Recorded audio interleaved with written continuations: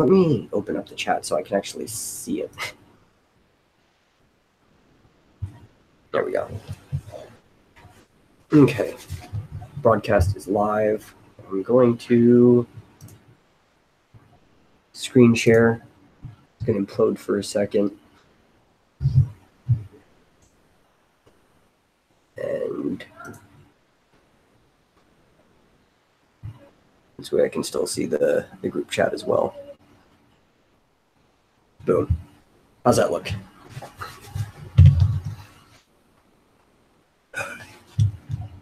It looks good.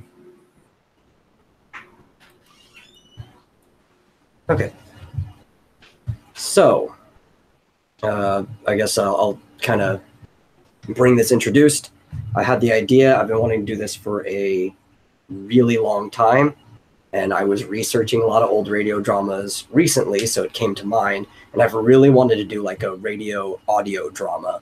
And since I have this vast universe I can set things in that would be fit for something like this, I figure it'd be best like, hey, let's get some people together and make a vigilante style radio crime drama like the Green Hornet or The Shadow was back in the 30s. And we can make it as serious or as fun as we want. That's pretty much the point I had gotten up to, and I figured we could just brainstorm everything from there on. Yeah, okay. Okay. Yeah. Were you wanting to do like music and sound effects and like Yes, do the whole like shebang? the whole old thing. So Okay. I think it would probably be best if we came up with some like loopable, recurring background themes for like different situations, so we could just reuse them and not have to worry about making stuff every single time. All right. How long did you have? Did you?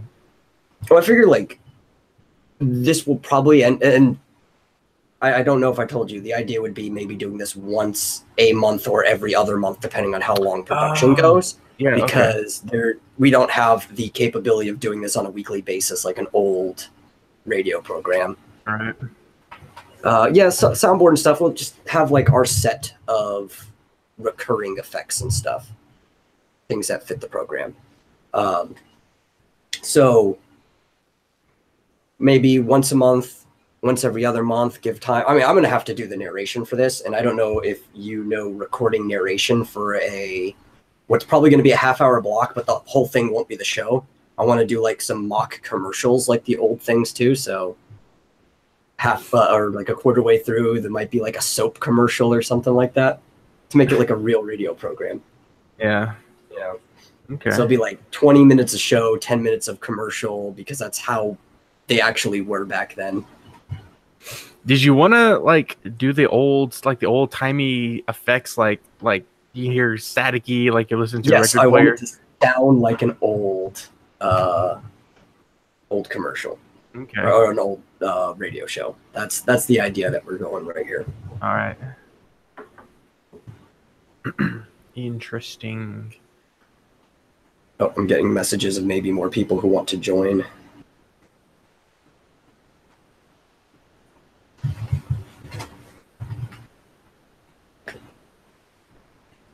Okay, so I think I know it's going to be a vigilante, almost like hyper crime drama.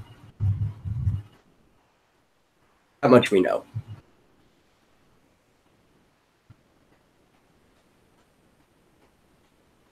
When I was saying, when are we starting? Now.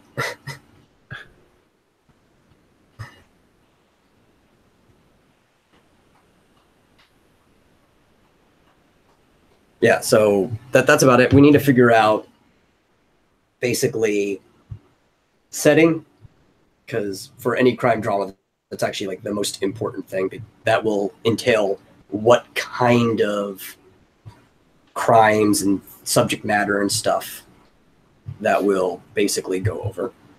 Okay. From that, we also need to figure out the theme, which in these type of radio dramas, the theme would incur basically who the main character is. maybe we could go off the 50s. We might even make it a current timepiece. 50s is a very valid suggestion. We have no idea what we're doing at this point, but theme would incur 50s would be part of it. That'd be part of setting. But the character, because if it's a vigilante thing, the character has to have some type of theme to themselves, so that will dictate a lot. Like, I don't know if you've ever heard any of these old ones, like, the Green Hornet. You mean that's the movie, right? With Well, Seth the movie Rogen? was based off of a 30s Yeah, that's the radio only show. Okay, I didn't know that. I thought it was like based off a comic book or something. Yeah, but the movie, well, there was a comic book, but that was also based off of the job by day, crime fighter by night sort of thing, like a vigilante. Or any type of variation of that. They could be literally only a crime fighter and try to hide from the public, whatever works. It's just the whole job by day, crime fighter by night's more interesting because it lets the villains think they're smart, but they're stupid because they can never figure out who the guy is. And the Shadow was basically what Batman was based off of. And that was another 30s radio crime drama. And I really loved it. It was like, who knows what evil lurks in the hearts of men? The Shadow knows. Yeah, something like the Shadow. The Shadow's actually my favorite. I love the Shadow. Way cooler than Batman. The Shadow. Yeah. And the Shadow was this billionaire or millionaire. Everything gets made billionaires now because of inflation, but this millionaire who had inherited his family's fortune and still kind of ran his business, but he wasn't involved in it, and everybody knew who he was. He was a philanthropist like Batman and everything like that.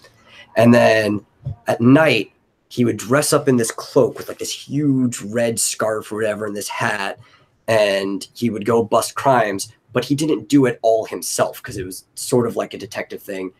The Shadow had this network of agents, and some of them were people he spared from previous crimes or doctors that he knew, and his agents would do a lot of the work. It was people he saved as well. It was really, really cool. I love the Shadow. In fact, I'll probably, since this is the brainstorming session, so you can get a feel of this stuff, I'll probably send you a couple old radio dramas like The Shadow and the Green Hornet, so you can get a feel before we do any hard writing. Yeah, I'd like that. Yeah. Get a good idea of the feel of it. Really good example is Razor Fist, the Rageaholic? No. Okay, well, he did one where they took an episode of The Shadow that never got recorded and got a bunch of people and made it like that. So I'll send you that video as well. Okay. Okay. Yeah. What would be interesting is whenever whenever you hear of a vigilante crime fighter, whatever, you think of being in a city. Yeah. Well, that's Batman. Well, what if it was a rural setting? A rural setting? Yeah, not city, opposite. That would be. I don't know. I don't know of too many vigilante crime fighters that are based. I'm trying to think about what kind of crimes would happen in a rural setting and how you would keep it a secret for so long. Make stuff up. I don't know, cow rustlers or. And when I think about that, it's well, wasn't there already two done in that way? There was the Zorro. Zorro was done on a mission, and there was the Masked Ranger. Or the Lone Ranger, sorry. Yeah, the Lone Ranger was... okay, so it's possible. Yeah, it's possiable. It's just yeah, I mean, it could do it. Yeah, different. We can also go into the future, too. We can make this a space thing. We're just spitballing ideas, but a rural setting, we could do that. It doesn't matter. Set in the 50s, but all sci-fi, just on a spaceship, but it's 50s. Themed, I don't know, or a big space station. I don't know. Yeah, we could space station. It could be on a colony. It could be somebody who goes from planet to planet and has No, we can make a possible a list of possible things that because we already talked about the 50s. And even the 50s, we got to figure out like where in the 50s, you know, like Just the possible things. No, wait, no, it shouldn't be things. It should be sets, location. No, wait, no. yeah, that suburban area is just a lot easier. Yeah, because there's more going on. Well, that's where crime is in population centers. Yeah, pretty much. But even if you went back to the West, there's plenty of places. Like you could go to San Francisco back during the gold rush. There was a lot of people there. You know, there's a lot of cool things that you could deal with. Even things during the transcontinental railroads, there was tons of Chinese immigrants coming over. There were a bunch of Mormons exchanging in the area. There's like a lot of even diverse cast of characters for a time period that people don't necessarily think was very diverse in range.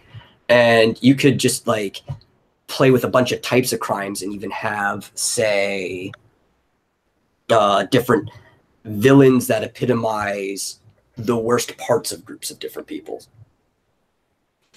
Okay. Yeah, it doesn't even have to be like in a like one location, right? No, I mean, it could, or it could even be like, yeah, like you said, like about like a time traveling vigilante. No, I see Kristen joining the group too. Hello. Hello. Hello. Hello. Yeah, we have a person here who does not have a microphone, so if you want to open the group chat tab as well, that might help. It looks like it's open. Okay. I don't know if it opened for everybody when somebody opened it or what, but yeah, Marie can hear everybody fine, so that's good. Yay. Hi, Marie. Yeah. So basically up to this point, I don't know how much you heard, is we're figuring out the overall theme, and we're spitballing some ideas. Mm. Oh.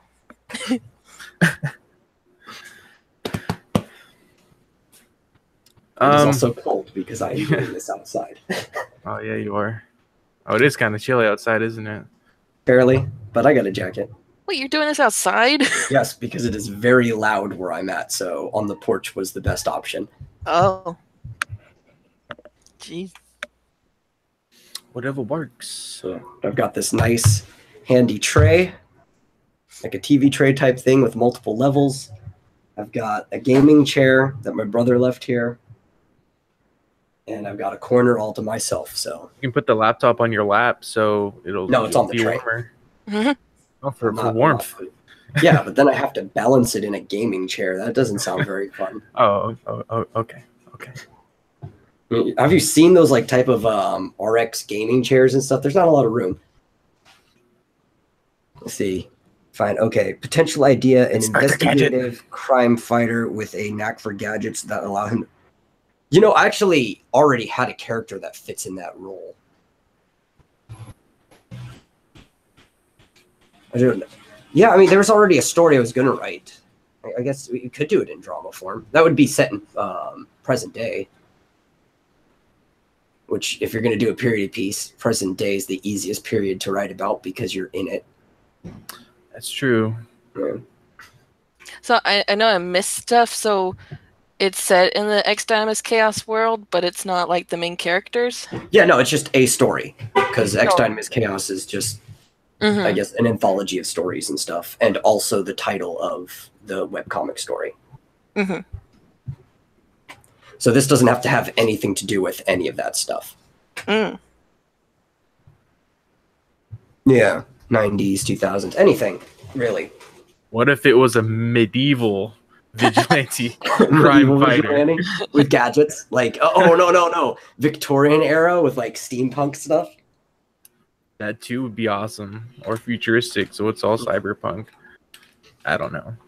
Yeah, that's why we're supposed to be writing down some of this stuff, so... Yeah, we've had a lot of good ideas, just none of them are on And paper. all we have is the word vigilante crime drama on the screen. Yeah, that sums it up. Type in, That's all you need. possible themes.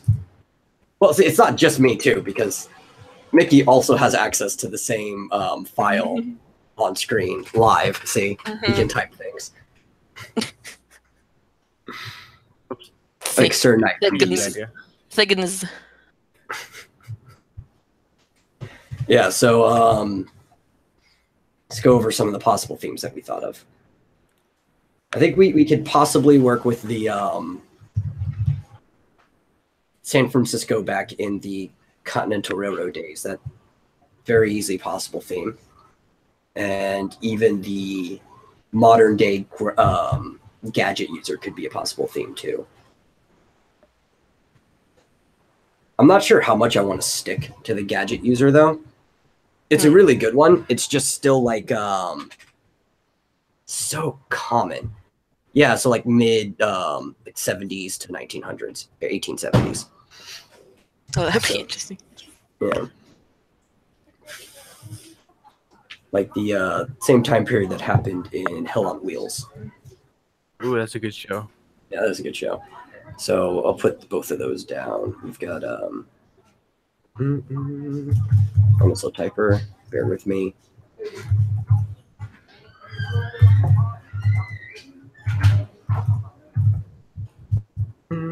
That's probably spelled completely wrong. And my finger. Oh, there's no need for the hyphen. Okay.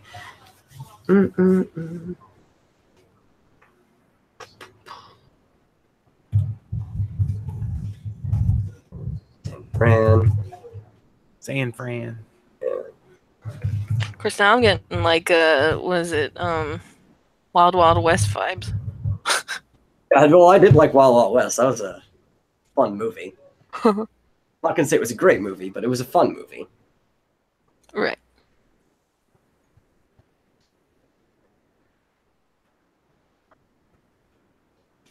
Let's see. Well, like I said, this doesn't even have to take place on Earth for all I care. You know, like we can go any direction along with this. The sun. Probably some type of terrestrial planet or space colony that resembles a terrestrial planet. How about Earth? Oh wait.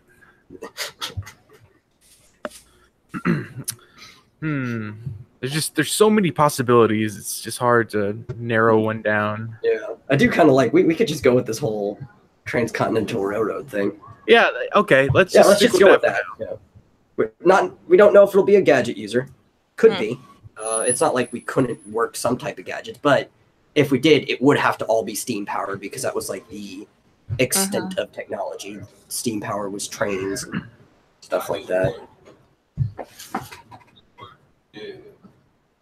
So we have our time period and location. And we can veer from San Francisco a little bit to neighboring areas where the railroad could take you and come back. But obviously we can start right there.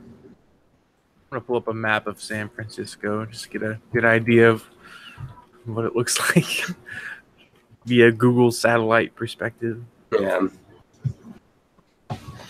So now that we have a location and a time period, the finishing off of the main theme would be figuring out what is the main character, like the vigilante crime fighter, and then we can work out more details from there, like potential villains, characters you can interact with, and stuff like that.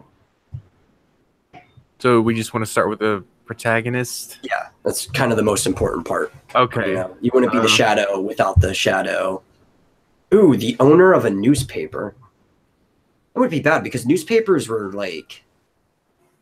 You would be more wealthy if you owned a newspaper, but you didn't have any clout back then. Right? So... Wait, clout. What do you mean by clout? Well, because you know how like media companies pretty much run things these days.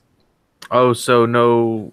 like so you would news? have local power in the fact that you have money because you have the money to buy printing presses and put them out, but you don't have like any governmental influence or anything like that. Okay. So it would still be somebody who would need to go onto the underground to get what he wants done, or she would most likely a he in this time period if we're going with a owner of a newspaper. But that could work.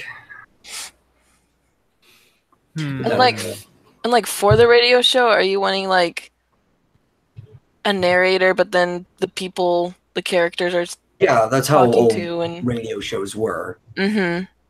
So I'll do the narration, and and then other people do the voices of characters. So we'll have recurring characters and need the same voice to come in for that, and so on and so forth.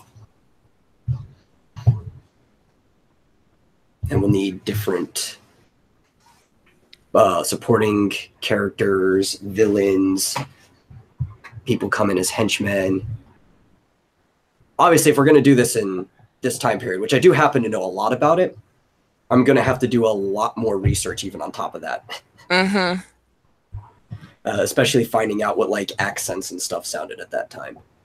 Oh. Yeah, that would be kind of important. That's why it's easiest to work in modern time. Yeah. I can do it. I have no problem. I mean, I can do accents, but like I would have to definitely look into. And plus, you'd have to have that. If you really want to be authentic, you have to have that old timey radio soundy voice, that kind of nasally, like I don't even know how to. I mean, have you ever heard the old Superman shows? Or even The Shadow? Like, I'll send you the people who narrated these shows didn't have like that old radio sound. They had more of last time on Superman. Oh yeah. Which I mean, I could do either if I need to, but.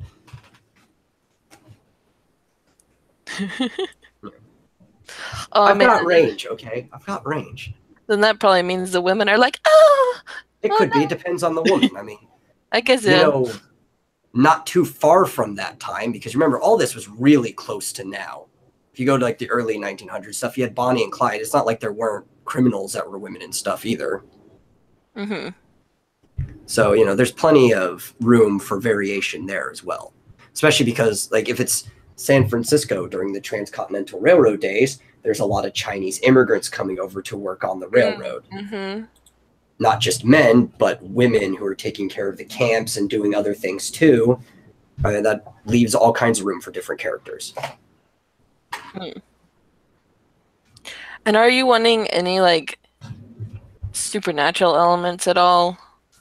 Oh, yeah. I haven't decided that yet. I mean, that's a good question. There's room for it because it takes place within the Ex Dynamis Chaos universe. But if we do, I would like it probably to just leave the main character to have maybe no supernatural stuff. I don't know. Maybe it can just be more subtle. It could be like a John Constantine kind of thing. Oh, okay. Yeah. Like a heaven and hell aspect. Kind of. Well, I mean, not necessarily that, because that's the movie focused more on that. But John Constantine, that's right. It was a comic, wasn't it? Yeah, I don't know he was a about comic. It did have heaven and hell stuff, but also had all kinds of like he's a magician, but he's also a detective. Ah, okay. And he has to deal with a lot of different things. And that would be like what was that one? Yeah, like some knowledge of the arcane. Dresden Files. Yeah, like did you get that reference? The Dresden. Yeah, I like Dresden Files. They're good. God, I love the Dresden Files. Really, really well written books, and other side media attached to it based off said books. Yeah, so let's put that down. Possible. So yeah, let's go back to yeah. Spell user, arcane illusions, stuff like that. Magic Man. Yeah. And we can even make it like somewhat more obvious, like why the villains don't get it is because even the newspaper owner or whatever, the guy in his day life, is like really nice to kids, and he'll do like magic tricks in town, but it'd be like really simple, cheesy illusions. Like, oh, there's no way that's the guy. I mean, look what he can do. The extent of it, pull a quarter from behind their ear and stuff like that.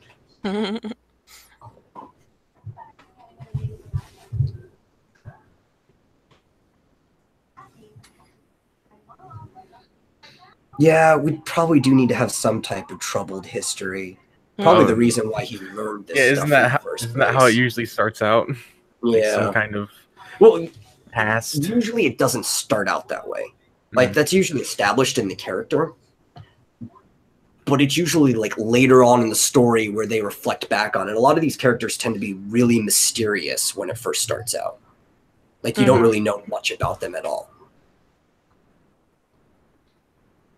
if we were going to do this, we would want to know what their troubled past is before we started writing things about the character, because that will influence how the character acts in the world. Yeah. So definitely troubled past. You got it. If you're going to be interesting character, troubled past.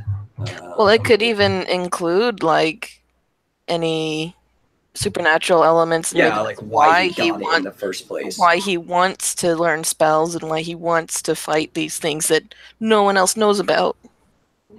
Yeah, either Constantine or Dr. Fate as a background source. Maybe we'll consider that. I could probably come up with something pretty original. Mm-hmm. Think, and we kind of want it like to be area specific too. Mm-hmm.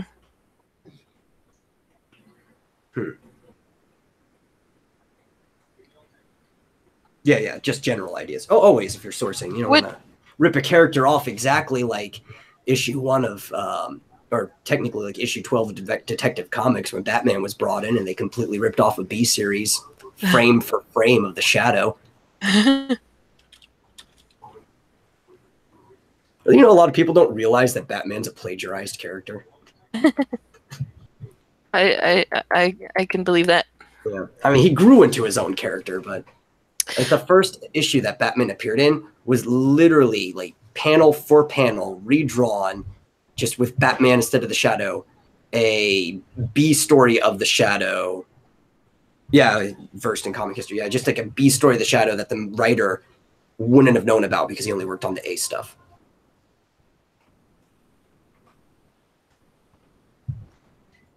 Most popular comic character of all time. Mm-hmm. It's either him or Superman. Pretty close. Spider-Man's up there too. No, it's Marmaduke. Marmaduke? Yeah, probably. I like Marmaduke. He's great. I think Snoopy's got them all beat. Oh, it's classic. You mean Peanuts? No, I mean character-wise. Oh, character-wise. This character is Snoopy.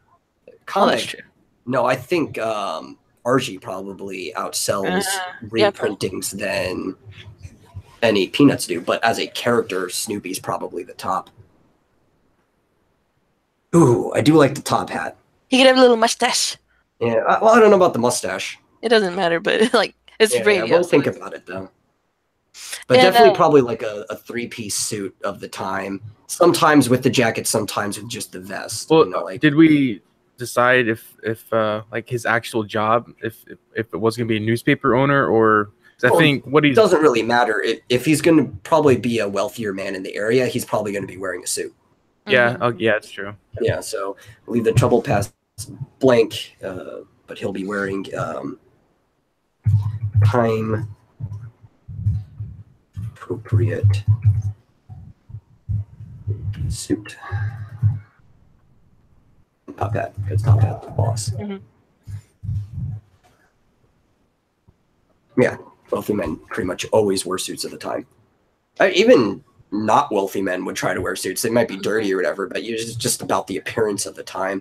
And a lot of times, if they weren't wearing the full suit, it would be because they didn't want to get the vest and the jacket dirty. So it would just be wearing the shirt that they would have worn underneath it. Mm-hmm. And that's also just because it was the general fashion at the time. Even if you couldn't afford to wear a suit, you would wear some of the underpieces. Just that's what it was available till it tore, and then you patched it. So he, though, wouldn't have patches in his suit because he would be wealthy. That's usually how you could tell the difference between somebody, because they could afford to just buy a new suit. If it got tore, they didn't have to patch it up. Mm-hmm. One thing you can have fun with is looking into like Native American lore. Yeah, well, there would definitely be a lot of that in the area too. Mm-hmm. Because not just like demons and stuff, but we could even have a crossover later on. Because you know who would be in that area at that time would be Birger, while he was the White Rabbit, because he's been around since Leif Erikson left him there on the new continent. He'd been traveling around. So there could actually be a crossover with one of the other characters who would be around at that time. But that's something to think about later, obviously.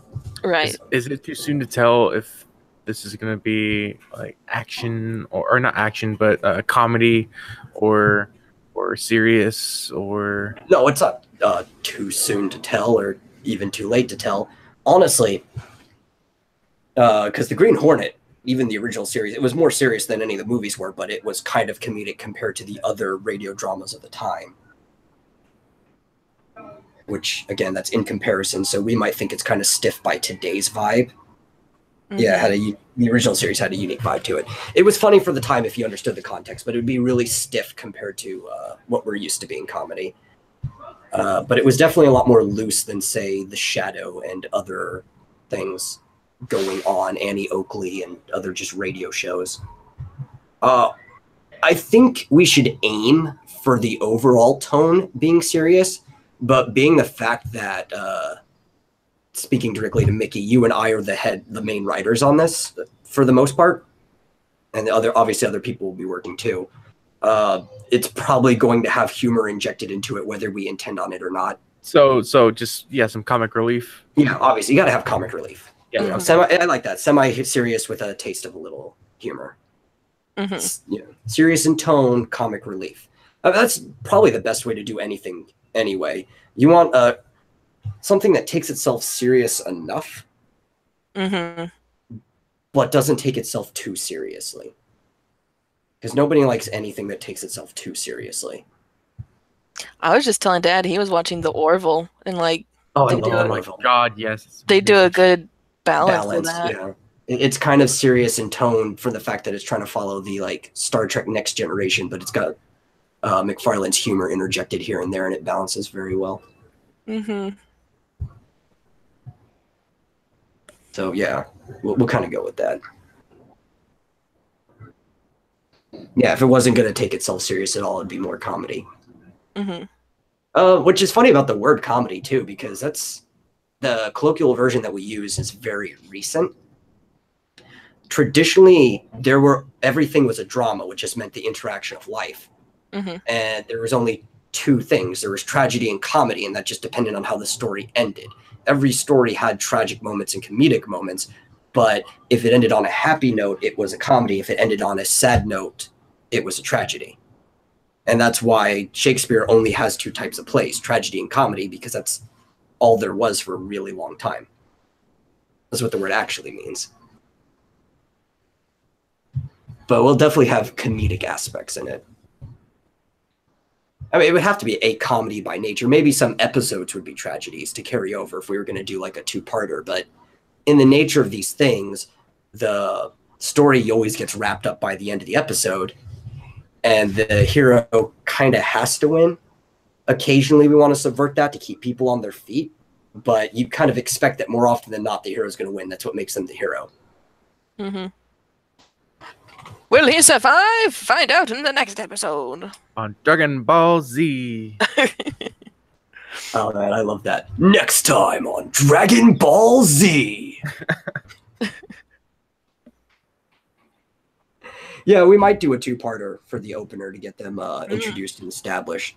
Just need like just a pilot episode. Yeah. Well, because we could put it up as a pilot episode, but still treat it like it's two parts. Yeah. Have it like cut halfway in the middle, but still put it up as like one long video. And we'll probably do for the video is like, you know how you do those kind of loading screen type things? Like for channel intros, the stream's beginning and stuff. Yeah, we'll probably find an image that's appropriate for the theme. Okay. And just have like a looped thing that will be in the background the entire time. Oh yeah, that's something else I was going to ask is what's the audience going to be looking at, and what are the mediums that this is going to be out on? Like I'm guessing everything we can. Okay. But definitely we're starting with YouTube because that's just the easiest way to do it. See, it would be a lot better if people were actually, I'm not saying that we need to go out and film everything that we're doing, but like some we're doing a whole separate thing there, but if they're actually like looking at something like the words pop up as they're being said, or I don't know, some kind of visual captions in. Captions are fine. Okay, yeah, that would be good. And then like something in the background, like an old timey thing. You can have like a picture of maybe San Fran back then or whatever, or like we could make it out of silhouettes or whatever, maybe train go across it. And maybe have different backgrounds for what the setting might look like during the we can work on that specific time. That's stuff that we can figure out later on. A little grainy overtone. Yeah. Everything's in sepia. Yeah. It's little details that matter. Okay. Yeah, so I think it's other than the troubled past, we can figure out what the character's troubled past is going to be. We don't have to be too specific because I feel like that's what the second part of the pilot will I know. end up being in. Their parents are going to a movie theater. No, they're coming back from a movie theater. We'll say that. All right, this is original thought, guys. Yeah, this Golden Gate was being built, and so we could have like an unfinished Golden Gate bridge in the imagery. And their parents drive off the side of it because they thought it was finished, but it turns out it wasn't finished, and they just drove off the end and died. That's it right there. That's troubled past. Well, that's the thing. Do you want cliche or do you want original? I think his dad worked on the railroad. Deeper. Dead parents. No, just one dead person. We don't need both. Okay. I think the way his cars weren't really, it was just horse and buggies. And trains. Obviously there were trains. That's what they were building. There's already networks of trains, just nothing that went across the country. So it was, I think his dad worked on the railroad with a native of the area who was trying to make some money, because they would pay anybody who just wanted to pick up a hammer and do things. And the train, what they did with the trains at the time, where they would kind of roll them down the tracks to carry the equipment needed to build the tracks. Mm-hmm. So the train was on a hill and ended up rolling backwards because the brakes failed. And he pushed the native out of the way and saved him, but died. So then to repay the life debt, he took the son under his wing and taught him this stuff. Like, okay, wait, back up a little bit. Are you talking about this our scenario, or yeah, like how he got his powers, like the troubled past. Okay. So his dad would have died trying to save like a native medicine man or whatever, and to repay the debt, he took the son under the wing. Yeah, train cars and mine carts were the two big things right then. What if it were like a medicine man or something? Like you could have fun with that. Well, I mean, yeah, well, I guess you could. It'd just be really hard for him to be in the kind of wealthy position part. Oh, that's true. And then I don't want a medicine man as a sidekick, because then we start getting into Lone Ranger and Tonto territory. Right. And then that's another part. I don't know if we necessarily even want like a kid from like Chinese immigrants as a sidekick, because then we get into the Black Hornet territory as well. Like a wise shaman type person, who raised this man.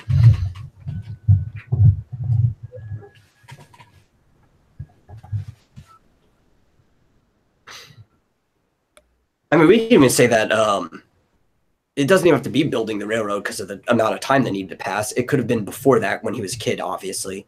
They could have been migrating over in a train of wagons, and like bandits killed everybody, but he happened to survive.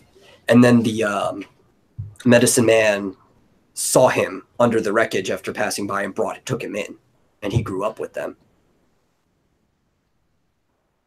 And then took over like his family's fortune and business when he got older. There's different ways we could do this. I do like the idea of like the shaman medicine man type person is the one who teaches him about like the illusions and everything. It's a little stereotypical. Mm-hmm. Yeah. Maybe even a little rude, but it works, especially time appropriately. Okay, then let's just go for that for now. Okay. We have that's a solid thing that we can use. Parents died. And we can flesh out the actual whole thing in writing phase. That's not how you spell it. Medicine. There's a missing word there. Oh, there you go. Missing letter. Takes him in. Boom. Easy. So that's pretty much the Mickey jumping around there. I'm just clicking on things, man. But that's pretty much the character right there. We got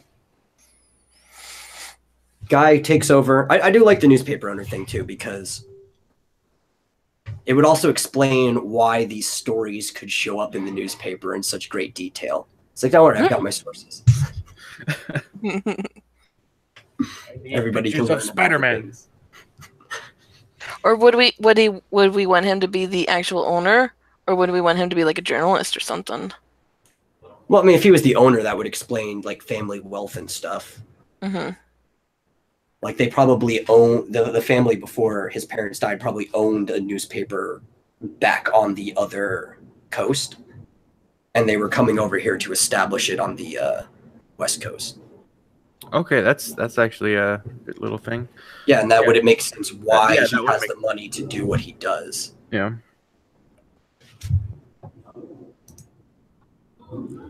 What would the newspaper be called? Or I guess we'd have to go back and see what. Do you want original newspaper, or would you want? Yeah, probably historical fiction, something original to the series. Okay. We can make it still look up and see like what type of names they had. Make something that sounds like it should be appropriate. Mm-hmm. Because there's going to be quite a bit of R&D before we even get ready for the first recording session. I'm also a stickler for not only accuracy but like consistency. So you're going to have a perfectionist that complains about comic stories all the time working on this. Is there anything else? What else do we need to? Well, I think this is pretty much all we need to flesh out the main character right now. Okay. So that's the theme right there, pretty much. And do you want this character to be like single or not? I don't know if that matters at the moment. Mm-hmm. We'll ponder that. It would probably make if there was another character. If he was single, because mm-hmm. he probably when the show starts, he probably only just recently came back from being raised by the medicine man. Mm. So unless, I don't know, could have brought a wife with him. I think worked. I don't know. Starting single would probably be best. It's easier to just work it out. Yeah, so there's not a lot of like other interferences of things in his life that he has to take care of. I don't know. There's more time for himself, which means you know what I mean. But, and that could even potentially open up a romance later on if you exactly. Yeah. That's a whole nother like little storyline that we can do. Mm-hmm. So now, it depends what we want to work on now. Do we want to work on the supporting characters, like the good people that we'll see, or just maybe indifferent? Some people might be neutral. Or do we want to work on possible villains? Mm. I like the idea of villains. Yeah. So let's look what kind of villains could we... Do you think that there should be one main overall villain? Like an arch nemesis? Yeah. Because that you see every once in a while, but like it crescendos into... No, and Marie was suggesting supporting cast first. I don't know, this both would are be pretty important. Possibly easier to do, though, the supporting cast. Yeah. Okay. I don't think all the villains will even come up with, because even if you have like one arch nemesis, like maybe like a crime leader or something like that of the time, a lot of these shows were known, and this is actually where why Batman has such good villains. All these shows were known for having like various villains and crime leaders that, like, say, the Shadow interacted with and stuff. That's where the whole tradition of Batman having so many villains comes from. Like, one of the Shadow's many villains was the Owl, who was blind, but his hearing was so good that he basically could see in the dark. So there, we'll have plenty of room for villains. Supporting characters are probably more necessary. It's probably easier to think of villains too, so we can get that done quicker. But yeah, supporting characters. Are these also recurring characters as well? Probably. Maybe some of them. Maybe not all of them all the time, but yeah, we're pretty much thinking about characters that will be recurring right now.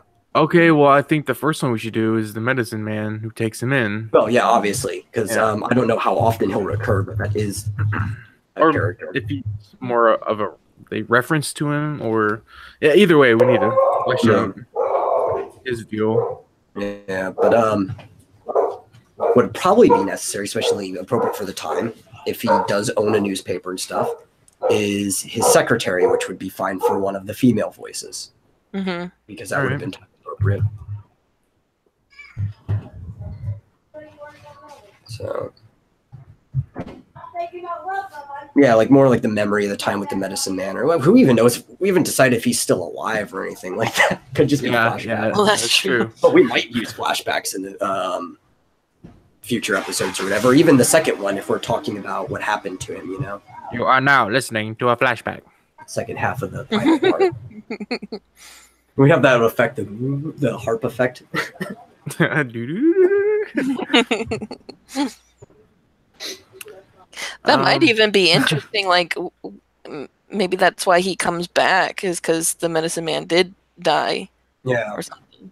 I mean, it's a possibility. Like, he didn't. The reason he's competent but still has issues dealing with people is because he never actually really finished his training. It's just that his mentor died, so he came back to live his life. He just got old and died. Happens to people. Yeah.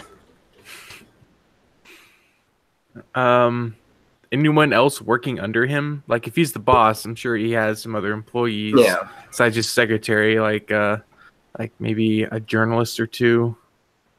Yeah, and we'll probably want to flesh these out a little bit more too. But we just need the characters right now. Definitely, yeah. Got to have a star journalist. You always have your top guy. Yeah. I would imagine interesting is if his star journalist was like a really, really conceited brown noser. Okay, yeah, that would make for a more interesting character for sure. Because we don't need all our characters to be like nice, lovable people. We're trying to make the main character really likable. The secretary is probably going to be likable because a lot of them just, they're doing what you could to get by. But a lot of the people that end up rising to the top of things tend to be just like very can't stand them type people. Yeah, like flirty, chatty. You hate them so much you like them. Yeah.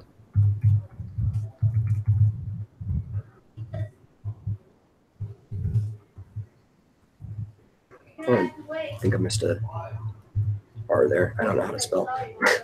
Arrogant, that's why I have editors. Writers don't spell, they have editors. What are you talking about?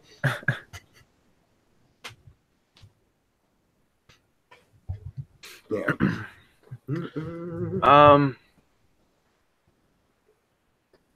Oh, landlord. He needs a landlord. Landlord?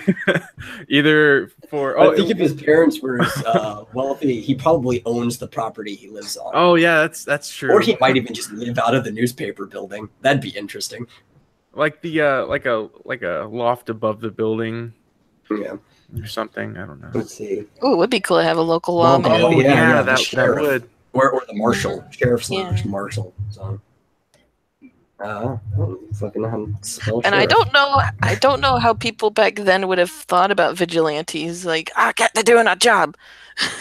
Well, as far as I know, vigilantism has always been frowned upon by the law. Mostly because they can't be controlled. You don't know if they're going to actually doing something right or not. Yeah. Even the Lone Ranger wasn't looked on well by the local law enforcement. especially since most of them were military. And even in this situation, a lot of local law enforcement were just military at the time. You remember, this is just after the Civil War period. Mm-hmm. So there's still even a lot of bad blood from people who weren't happy about the results of said war. And even like Hell on Wheels isn't perfectly accurate, but Mickey, you saw Hell on Wheels, right? Yes. Yeah, Oh, and yes. you saw that a lot of the people who were enforcing the law weren't just local sheriffs, but there was a lot of like military walking around, and there were forts everywhere. Yes, especially that because they had to protect the workers from the Indians. That's where they were a lot and enforcing the crazy law or the crazy people. Yeah, ex-military retired Secret Service agent.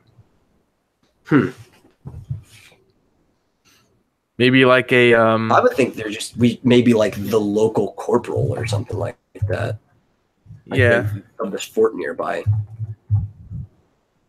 Whoever's in charge, you know, captain, whatever, general, whatever we decide to sign it. He needs a man on the street that he gets his insider info from. Well, an informant. Yeah, informant. More of a commander. Yeah, probably commander usually. We're worked it out. Like I said, a lot of these characters I'll have to flesh out more as I'm doing research. Research will be very, very important for this before we start writing anything hardcore and concrete. But yeah, an informant. You got to have an informant. Maybe even multiple informants. So we'll just flesh out maybe one popular one. Might use different ones depending on the episode.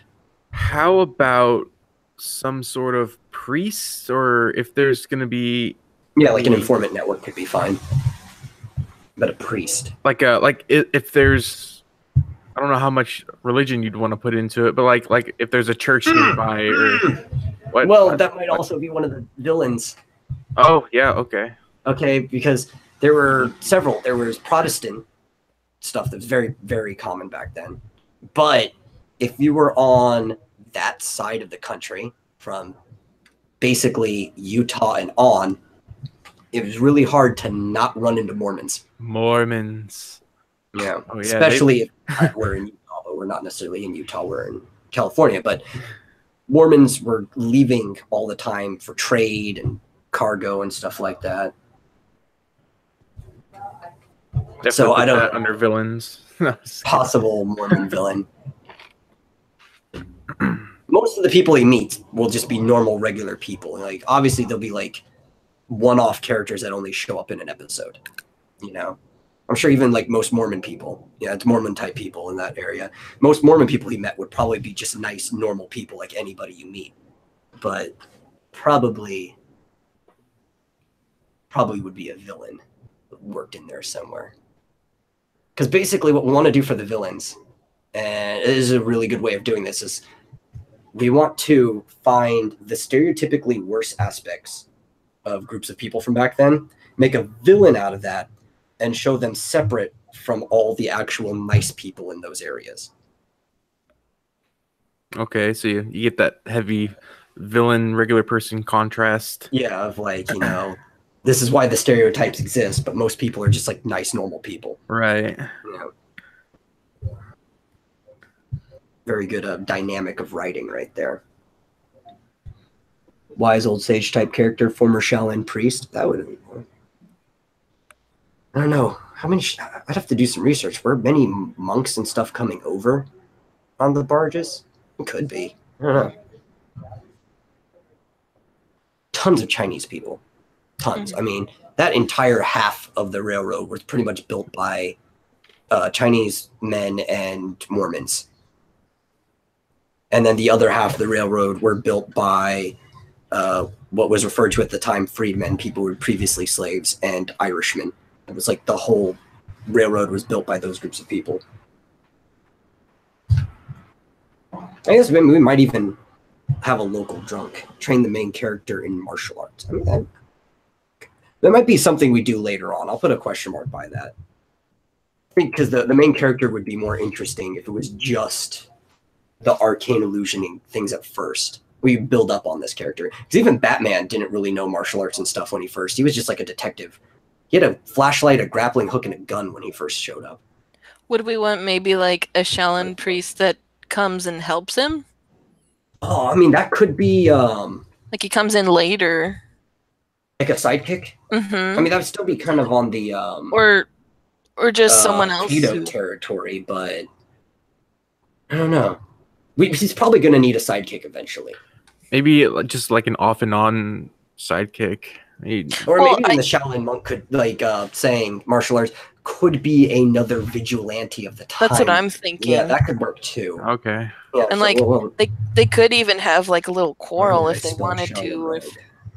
There you go. Yeah, Shaolin monk. That maybe they weren't necessarily sidekick or something. Yeah, but just cross paths and stuff. Mm-hmm. That could work. Yeah, possible other vigilante.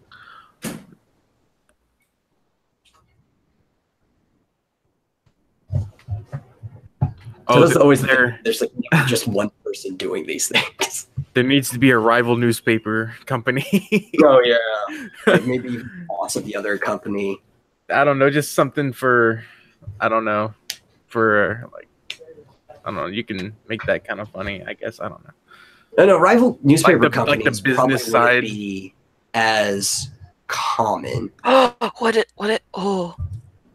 they were like a rival newspaper or something. That's what you just said. Huh? Yeah. Yeah. I don't know. Maybe from the other side of town. I guess. I mean, because even if they were going, like the company was still going, he was absent for a while and his parents were dead. So there probably would be somebody else who was picking up the slack during that time. Was that business already, his parents' business already there, or did he come here and start it himself? Well, that's what they were coming here. So when he came up, he, took his fortune from the bank and he started up. So that could have been another newspaper company already there. All right. Well, then, yeah, for sure there would have been. Yeah. Already. So we'll put that. And maybe that can be just make a villain out of that, like a rival specifically. I wouldn't be like a villain. But... that's kind of ridiculous. Yeah.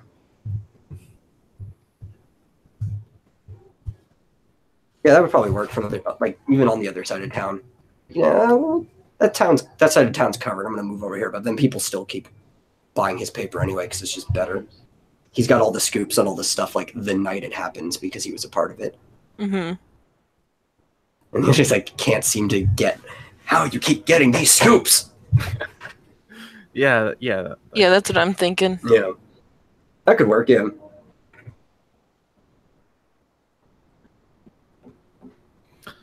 All right, so I'm already liking this a lot. Going in here, I didn't even think we were going to be doing something around the Transcontinental Railroad. So that already one of my favorite time periods, and like one of my favorite presidents too at the time was Grant. So maybe we'll have Grant show up in an episode.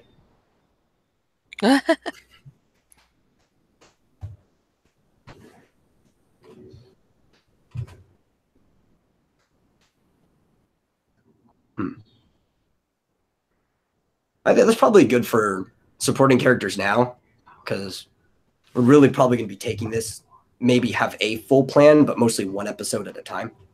Mm-hmm. Because that's how these radio dramas were even written back then. It'd be kind of cool to have like an overlying arc hidden in there, though. Kind of like how a lot of shows go from being Monster of the Week into like a full plot arc. Yeah.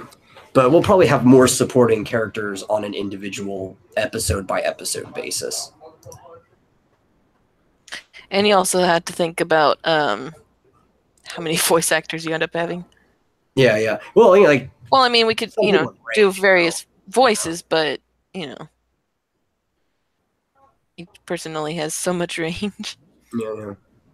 Maybe here's going to be the star journalist that's the arrogant brown noser. Oh, okay. Yeah. But besides supporting characters and villains, what else about this would we want to think about? Well, I'm not trying to derive from doing. We have to start thinking about plot lines, but that again is like an episode by episode basis thing. Yeah. Too. Okay. What would he look like? Like, what would he dress up as? Oh, well, yeah. We didn't think we have like his normal. Need his outfit. Yeah. We didn't think about like his Can hero. have a mask or vigilante costume. I wonder if he could include any like Native American elements since he was trained. Yeah. Because he would want to probably obscure his face.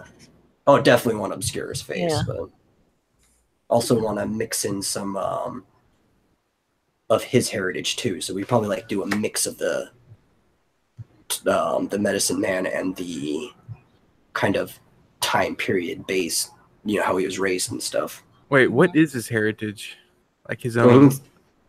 We didn't even decide like where he's from. I'm assuming he's like probably some type of Anglo-European if his parents have money.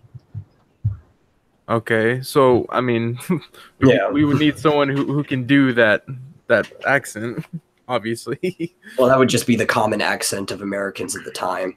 Oh, really? Oh, I was thinking of like an English accent or whatever. Well, believe it or not, most people at the time talk more like we do than the accents that you think English people sound like. Okay. Because a lot of that stuff was influenced by cultural things, like making up accents to distinguish yourself from the poor and stuff like that. Because after the clothing technology and stuff, like weaving and cotton gins and stuff came around, it became so easy to get clothes that you couldn't just have like fancy clothes to separate yourself from the poor anymore. So people started making up accents. I'm going to do that now. Make up an accent to separate yourself from the poor. I'm better than everyone else. No, separate myself from everyone. Okay. Just, I don't know. Yeah. So, I don't know, maybe he uses some type of face paint to obscure his face. Also, what about a symbol as well? Like some kind of embroidery, something on his outfit, like I don't even know where to go there. Like yeah. The Shadow never needed a symbol. He was the symbol. Yeah. Or the lack thereof. Because the whole thing about the Shadow is you didn't know who he was. He was just a shadow. And that's why the network made him so powerful, because it's like you never knew where the Shadow was. He was everywhere all at once. If there's a light casting on something, there's a shadow.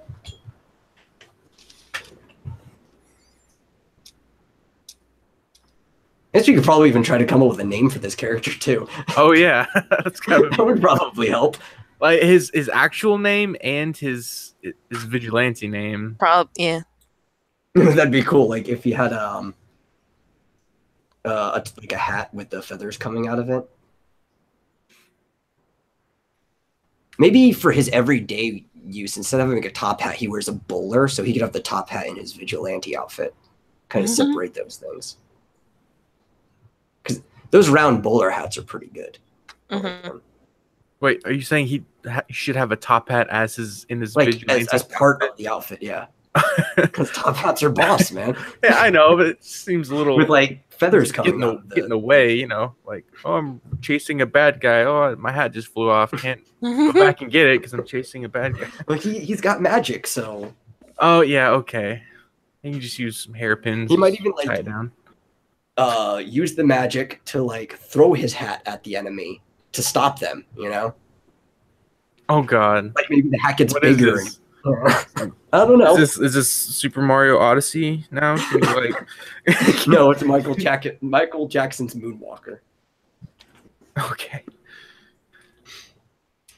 I don't know. I just thought the top hat's boss. It's got to stay there at least at one point. Okay, yeah, I agree. Top hat is boss. That is for sure. But yeah, we could just what are the feathers? The whole feather thing. I do like that. And like the face paint obscures his face. The only problem too is like there might be other natives that start getting mad at him. Right? Because if he looks too much like a native in his disguise, then people might start taking it out on those communities.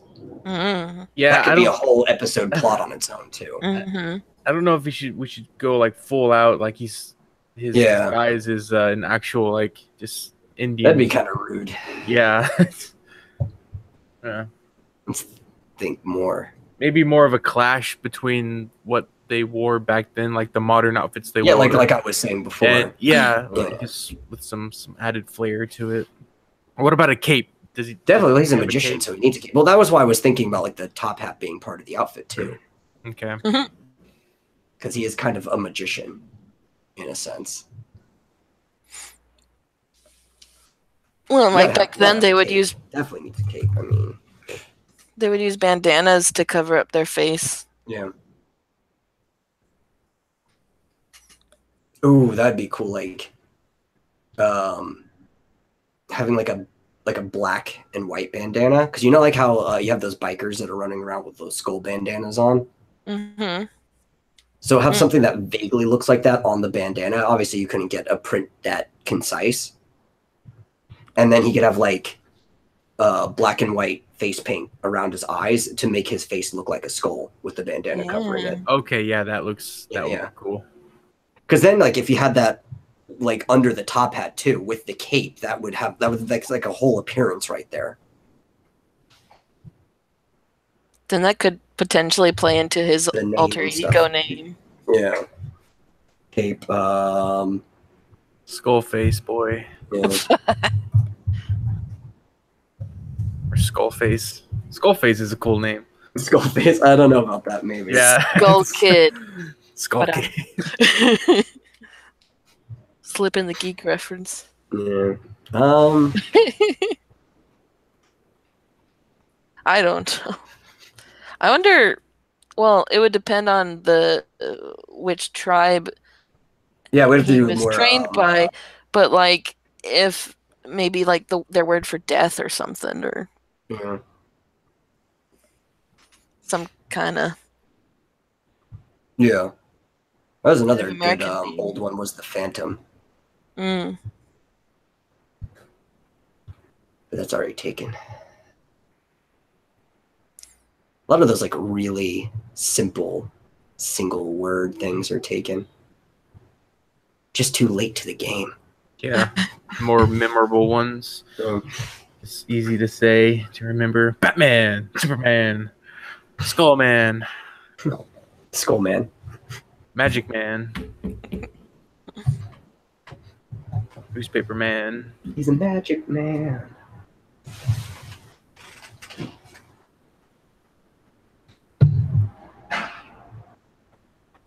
Yeah, maybe vigilante side is just like another name, not just like a symbol or other things at the time.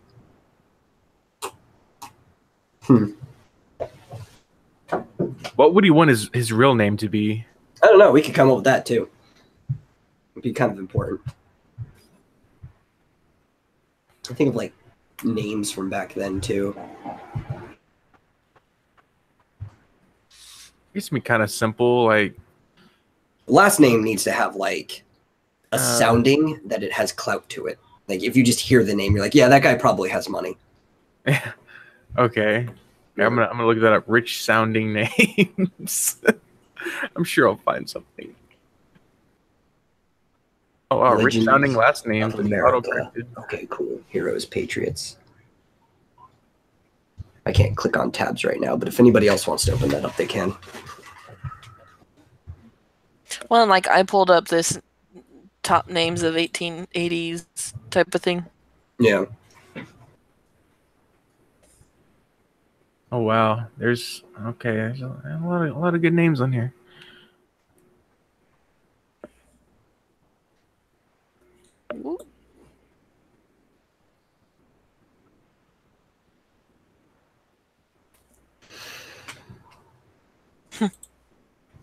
Baby names. Which would be all names because everybody was a baby once. So I don't get the emphasis on baby names. It's like it's a person name.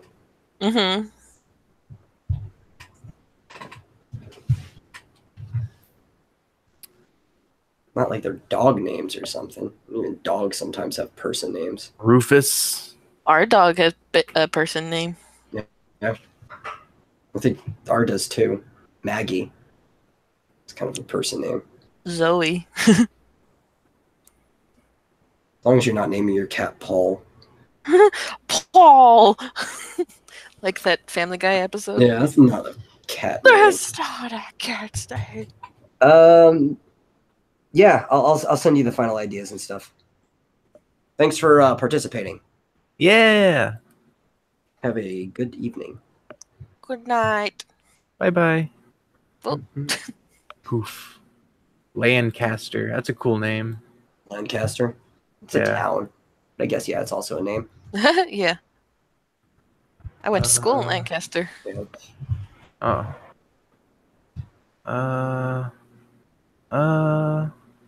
You know what name always sounded like? I mean, I know some people that have the last name too, but just every time I hear it, it always sounded like it had more wealth behind it than it necessarily has, is Monroe. Mm. Like when I hear Monroe, it's like the Monroe Estate or something like that. Huxley. Huxley, yeah. It kind of sounds like it's got wealth behind it. Huxtable. Ooh, Ramsey. I like that name. Of course you would. Egypt boy. Shut up.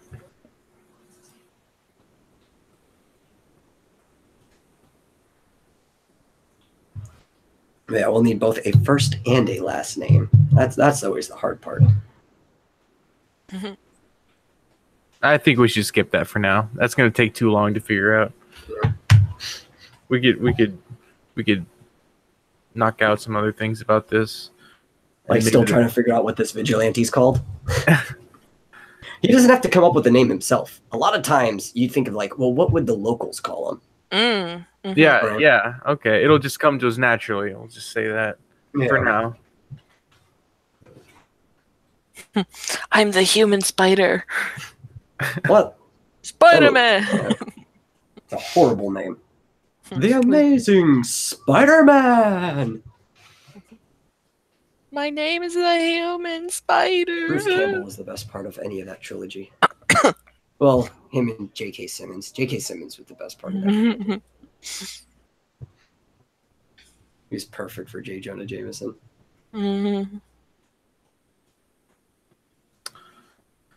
Let's see. All right, what else? Do we want to... Ooh. Oh, what? Huh? My cat is attacking me. Go away. She gets in moods.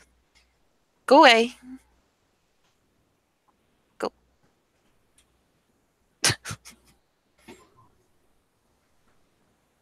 Oh, see, there's one right there. It's every single one of these things, right, needs a cat burglar type villain. Such a popular character type that Batman's about to marry one. Oh. Spoilers for people not reading the comics. Catwoman? Yeah. Oh. Selena Kyle. Huh. It's actually a upcoming arc about that. You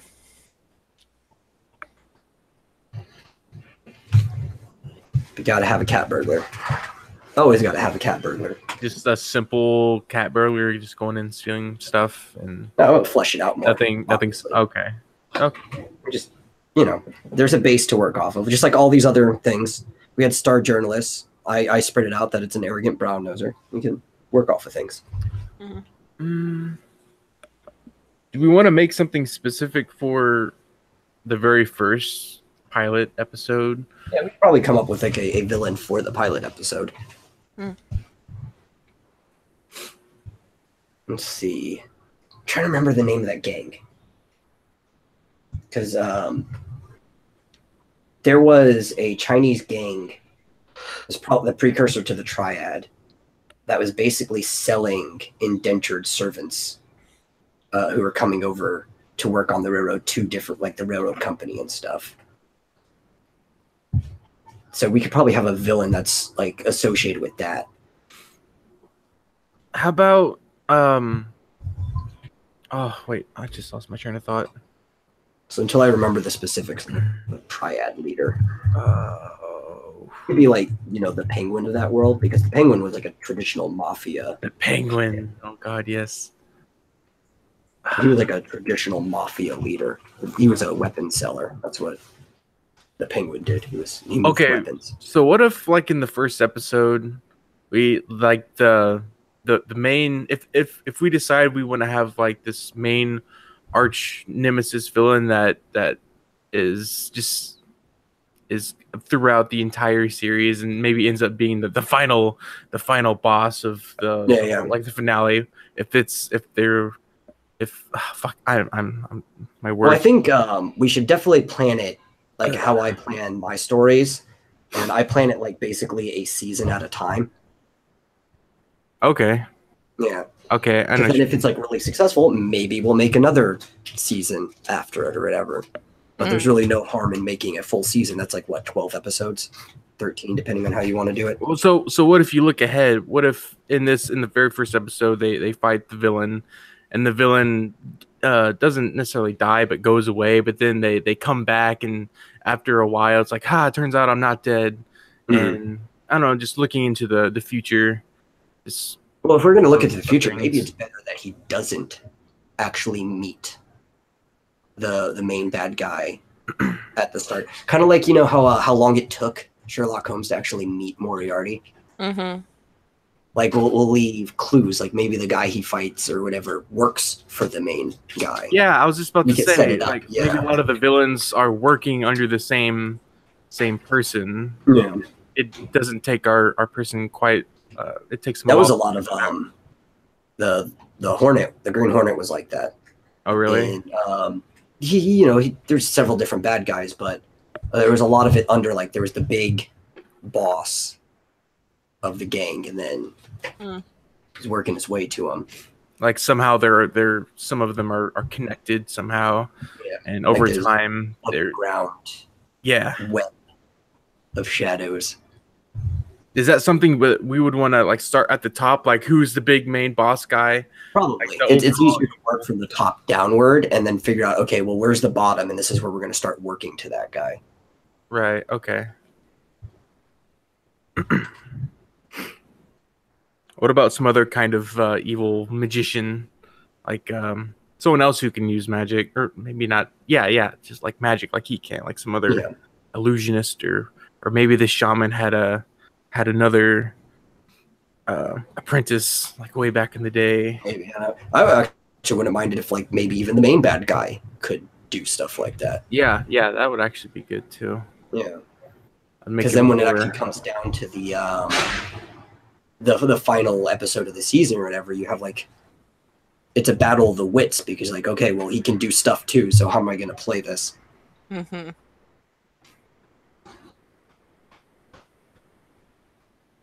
I realized another supporting character we need. Oh, yeah. This is the time period. We need a saloon bartender. Oh. No, they want bartender to be one word. Well, fine. If you say so, Google. I was happy the way it was. Actually, I think it's pronounced bartender. Bartender? Okay, bartender. Could even be a bar wench or something. Could be, yeah. Well, might be a couple wenches. You know how those things work. Could be showgirls. We could have them interact with it. Like, there could be a showgirl that's in trouble. Like, their head act. That could be the episode. Like, there's somebody trying to kill her or something. Mm. And they can also be informants. Yeah. Like, working. Showgirls could definitely. The saloon bartender could be an informant. That's he true. Could be, like, your best informant. He hears everything. Everybody tells him his troubles. You know?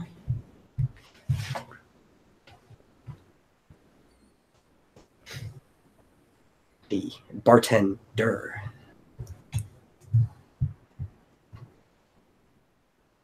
Bartender.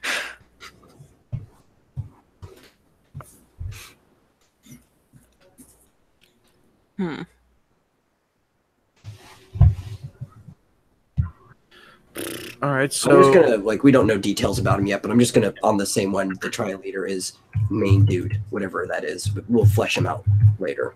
Okay. Main dude. The leader of the gang stuff.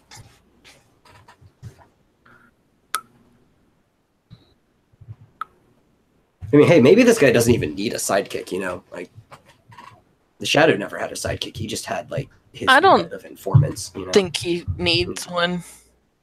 because if we start doing that, then we do start bordering too much on like Lone Ranger and Green Hornet and stuff. Maybe like that. someone who helps him out, like just not like always, but like he just a certain episode. Oh, this person knows something about, I don't know, this villain that yeah, not a sidekick, but someone. Yeah, but you can have like supporting characters on an episode per episode basis. Yeah, just some. Yeah, You could even have like someone come in. They're looking for someone that like ran, and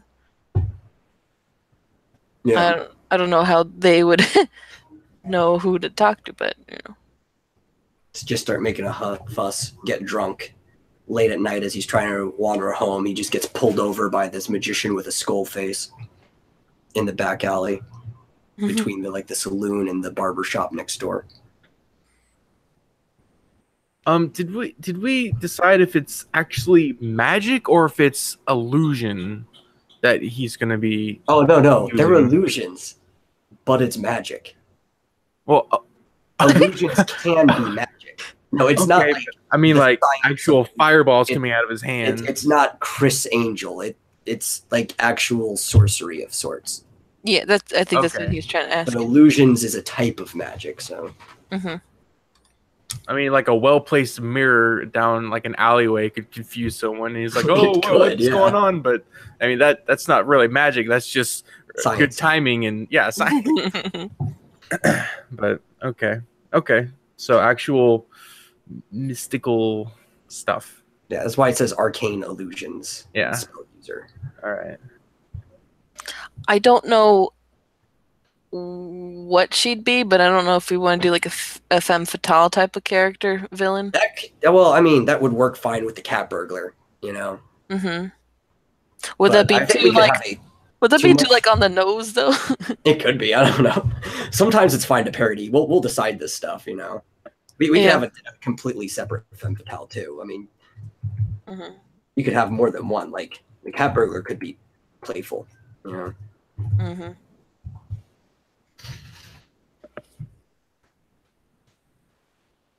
Like the femme fatale could be a like a costume makeup artist, somebody that changes her appearance all the time. Or if we wanted to keep going, like a witch or something. Yeah.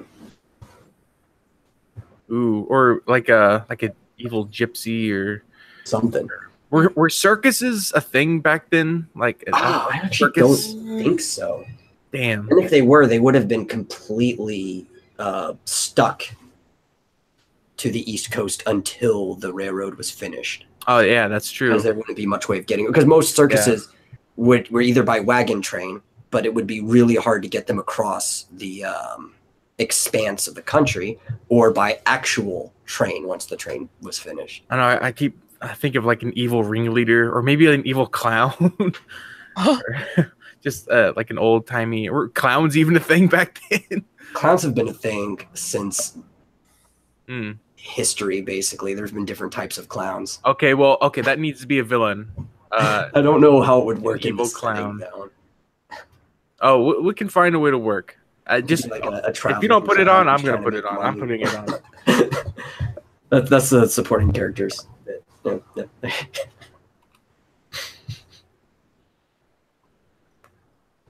Evil clown. His name is Clownface. Okay, maybe he's not evil. He's just, no, he is evil. Well, he's a clown by default. He's evil, unless he's like, what's his face? Fettuccine. Alfredo. No. Kristen knows who I'm talking about. Bianca Fettuccine. Yeah, that guy. He's cool. It's my favorite clown. Yep, he's a good clown. He's gonna be there again this year. He juggles spaghetti. Yeah. And whips people. In their bananas. Ooh, what if we make a character based on him? That would be great. Okay. It would be our inside joke, yeah. I'll show you this guy's page. You would like this guy. Woo! Everyone should like this guy. Yeah.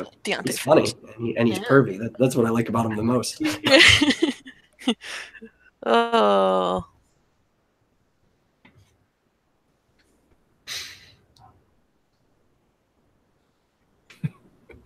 The evil clown episode. I can't wait for that episode.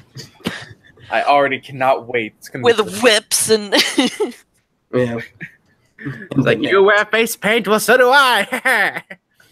he could keep spaghetti in his pocket and just throw it at someone. Yeah. Oh, that's what. Like the main character is trying to perform an illusion, and before he can finish it, he just gets like spaghetti in his eyes. Yeah. And it distracts him because you need concentration to perform an illusion or something like that. Our own little inside joke. And it's good that we have like an actual base of a clown, so the character just doesn't end up turning into the Joker. Yeah. Because you always worry about that when you have an evil clown. It's like, is this just going to end up being the Joker? Mm-hmm. Or I think Kefka? that should be the very first villain. And then we'll just kill him No, off. I think the first oh, villain no, should just be like really, really lame, and it should be like a bank robbing team that actually works for like the main dude. And he's having him even rob his own stuff just so he can like get insurance on it, because they did have insurance back then. Okay, yeah, that's a classic. Yeah. Evil Clown episode can be episode 3, since the first episode is going to be a 2-parter, technically. It'll be first and second will be the pilot. I can already tell you now, that's going to be a great episode. I cannot wait for the I know. Clown episode. The Evil Clown can even recur. He can come back. We won't kill him at the end of the episode. Thank God. Yes. He could come back in like episode 7 or something like that. I'm trying to remember all the things he did if we wanted to put that in. Wait, what clown are you guys referring This is to? an actual clown. I'll send you his page. He's great. I keep afterwards. thinking of John Wayne Gacy Yeah, well, clown, but No, you could drop it in the chat if you want. It's fine. I'm looking him up. He's a guy that travels the country and performs, and he's at Scarborough like half the time that we show up there. Mm-hmm. Well, here's his Facebook page. I'll put that. Yeah, it's a good page. Deontay for the cheap. Oh. And we can even make the clown name like a parody of his name too. Maybe we'll get a kick This out. guy's of it he doesn't even look like a clown. He's an Italian clown. He's got the nose and everything on him in the suit. Oh, okay. When I picture clown, I think of a lot of frills and makeup and little red See, that would be nose. the funny one too, because like That's what makes it good. if he doesn't have the face paint, right, and my you're making gosh. fun of him, and you're like calling me a clown, and you're the one with all the makeup on. Well, then he wouldn't really. Would he just call himself the clown? How would he be distinguished as a clown compared to? Well, the one that he would still have like. We'd give him a slightly more clownish outfit. Like we'll make his outfit baggy and stuff like that. You know. Give him, Okay. like, He did a Buffalo Bill thing. Oh my god. Oh, cool. And he'll refer to himself as like by his name, which we'll make a parody name. The greatest clown to ever live, or something like that. He'll be a very full of himself person now, because he doesn't think anybody's going to stop him. He's just going to come in.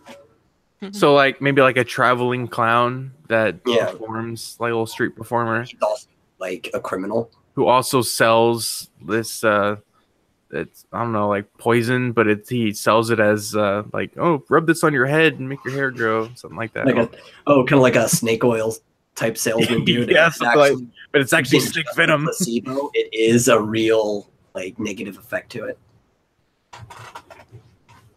And his performance is all about selling his thing and ripping people off and stuff.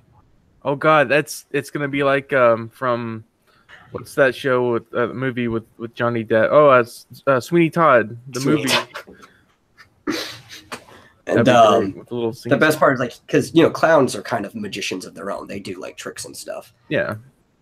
And the main character in the clown will have a really bad experience even from the very beginning, because he'll be watching his performance and the clown will do something spectacular and the guy will just be talking to somebody in the back audibly loud enough that other people can hear it, explaining like, oh well, that's not real magic, he's just doing this and this to do that. And that will make the clown mad. They have like a magic off. Yeah. I don't The clown like thinks he's doing magic later on, and then he actually has to face the vigilante who actually can do magic. It's like, I'll show you what a spell really is. Okay, that's gonna be a great episode. Yeah, it's gonna be a wonderful episode. Glorious. We've already pretty much written the whole thing. Masterpiece. Masterpiece. It's the one we're gonna be known for. We're gonna have to come back to this stream just so we can hear our notes again on this episode. Oh yeah, that's right. Glad it's all. there. It's gonna be archived, yeah, right on this channel. You know, it would suck if like a couple days before we start, like someone releases a thing just like this. Oh, they just start to steal all our ideas. Yes. Oh, well, luckily, I have like 12 or 13 subscribers, so nobody watches. It only takes one. I know, it only takes the one. We're working on this for like months, and then like 2 weeks before we put it up, boom.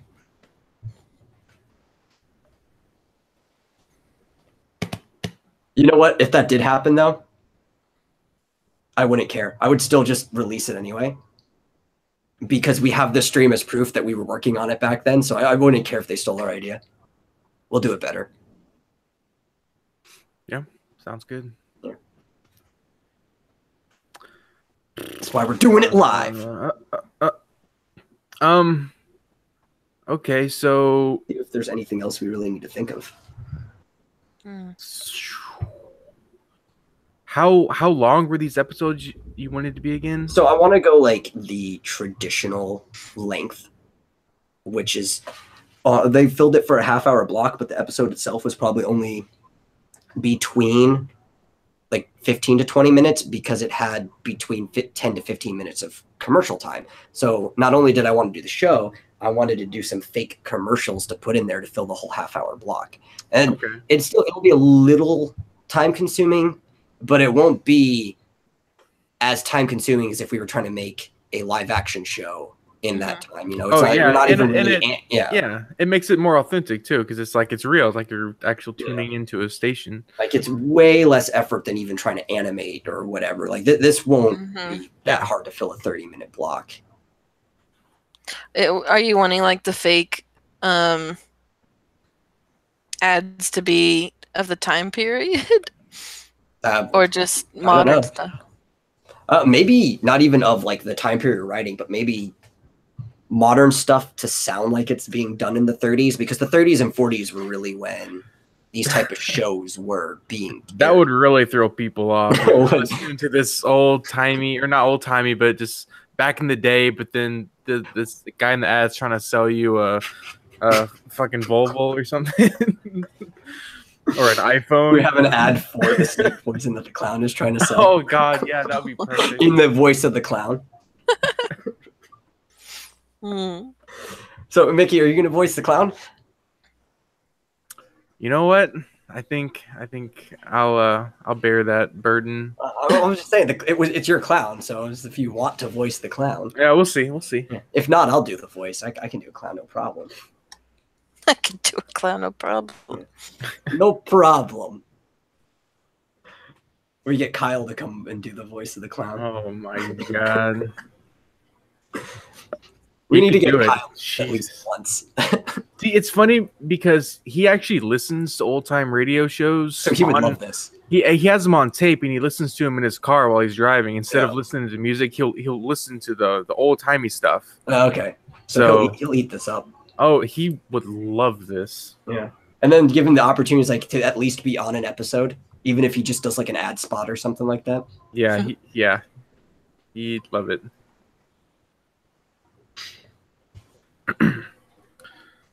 Oh, that would be perfect. Give him an ad spot for like a gun manufacturer or something like that. Oh god, he would.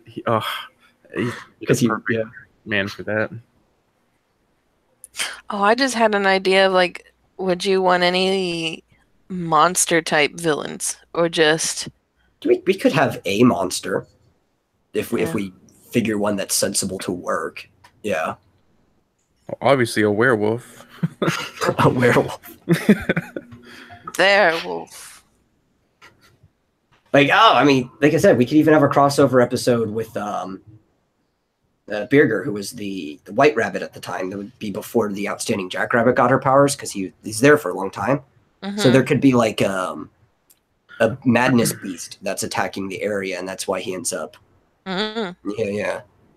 And that would be something that he's just not used to dealing with, because it's like, oh, I'm used to dealing with shady criminals and stuff like that. Sure, they might have a theme or something, but maybe a little gremlin who lives in the engine of the train. It just sabotages the train. I don't know. That'd be funny. A little green gremlin. We have an episode where a poltergeist is attacking. That'd be cool. Oh, a ghost episode. Yeah. That'd be great. Well, I mean, if we're taking inspiration from like Constantine and Dr. Face, why not have a poltergeist episode? Let's put that down here, because we're gonna have to. We could do more, a little bit more, but we're gonna have to do at least 12 episodes if we're trying to plan a season.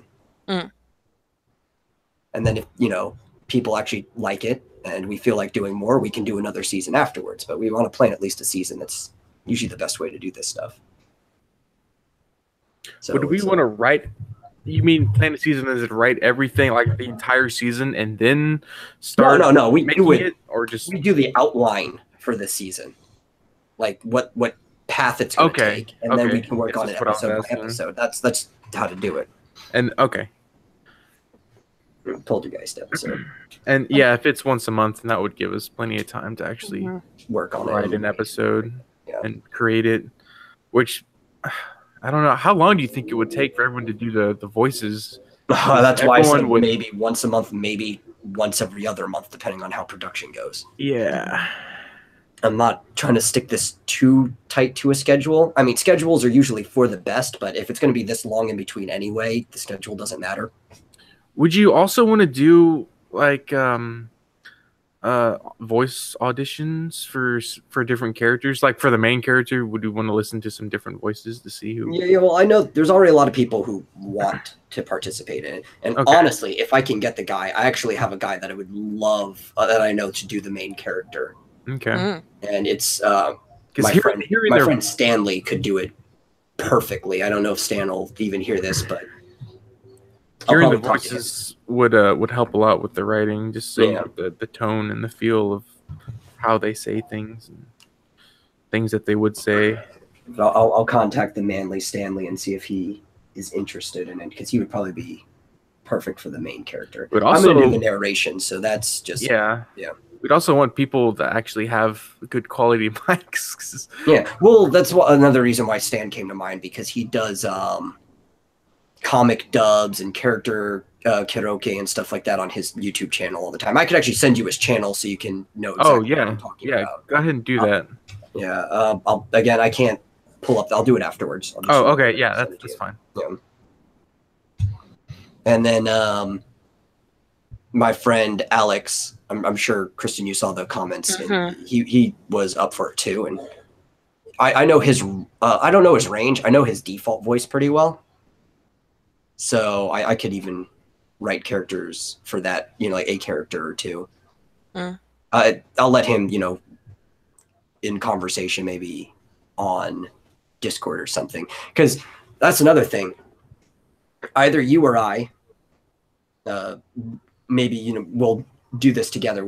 Any directing session, we'll just both hop into Discord together. One of us is going to have to record what the other person is saying. So during that point, we'll just mute ourselves unless we have to cut them. Wait. Are you talking about actually recording the lines? Well, because we're going to want to direct the lines while they're saying them. Oh.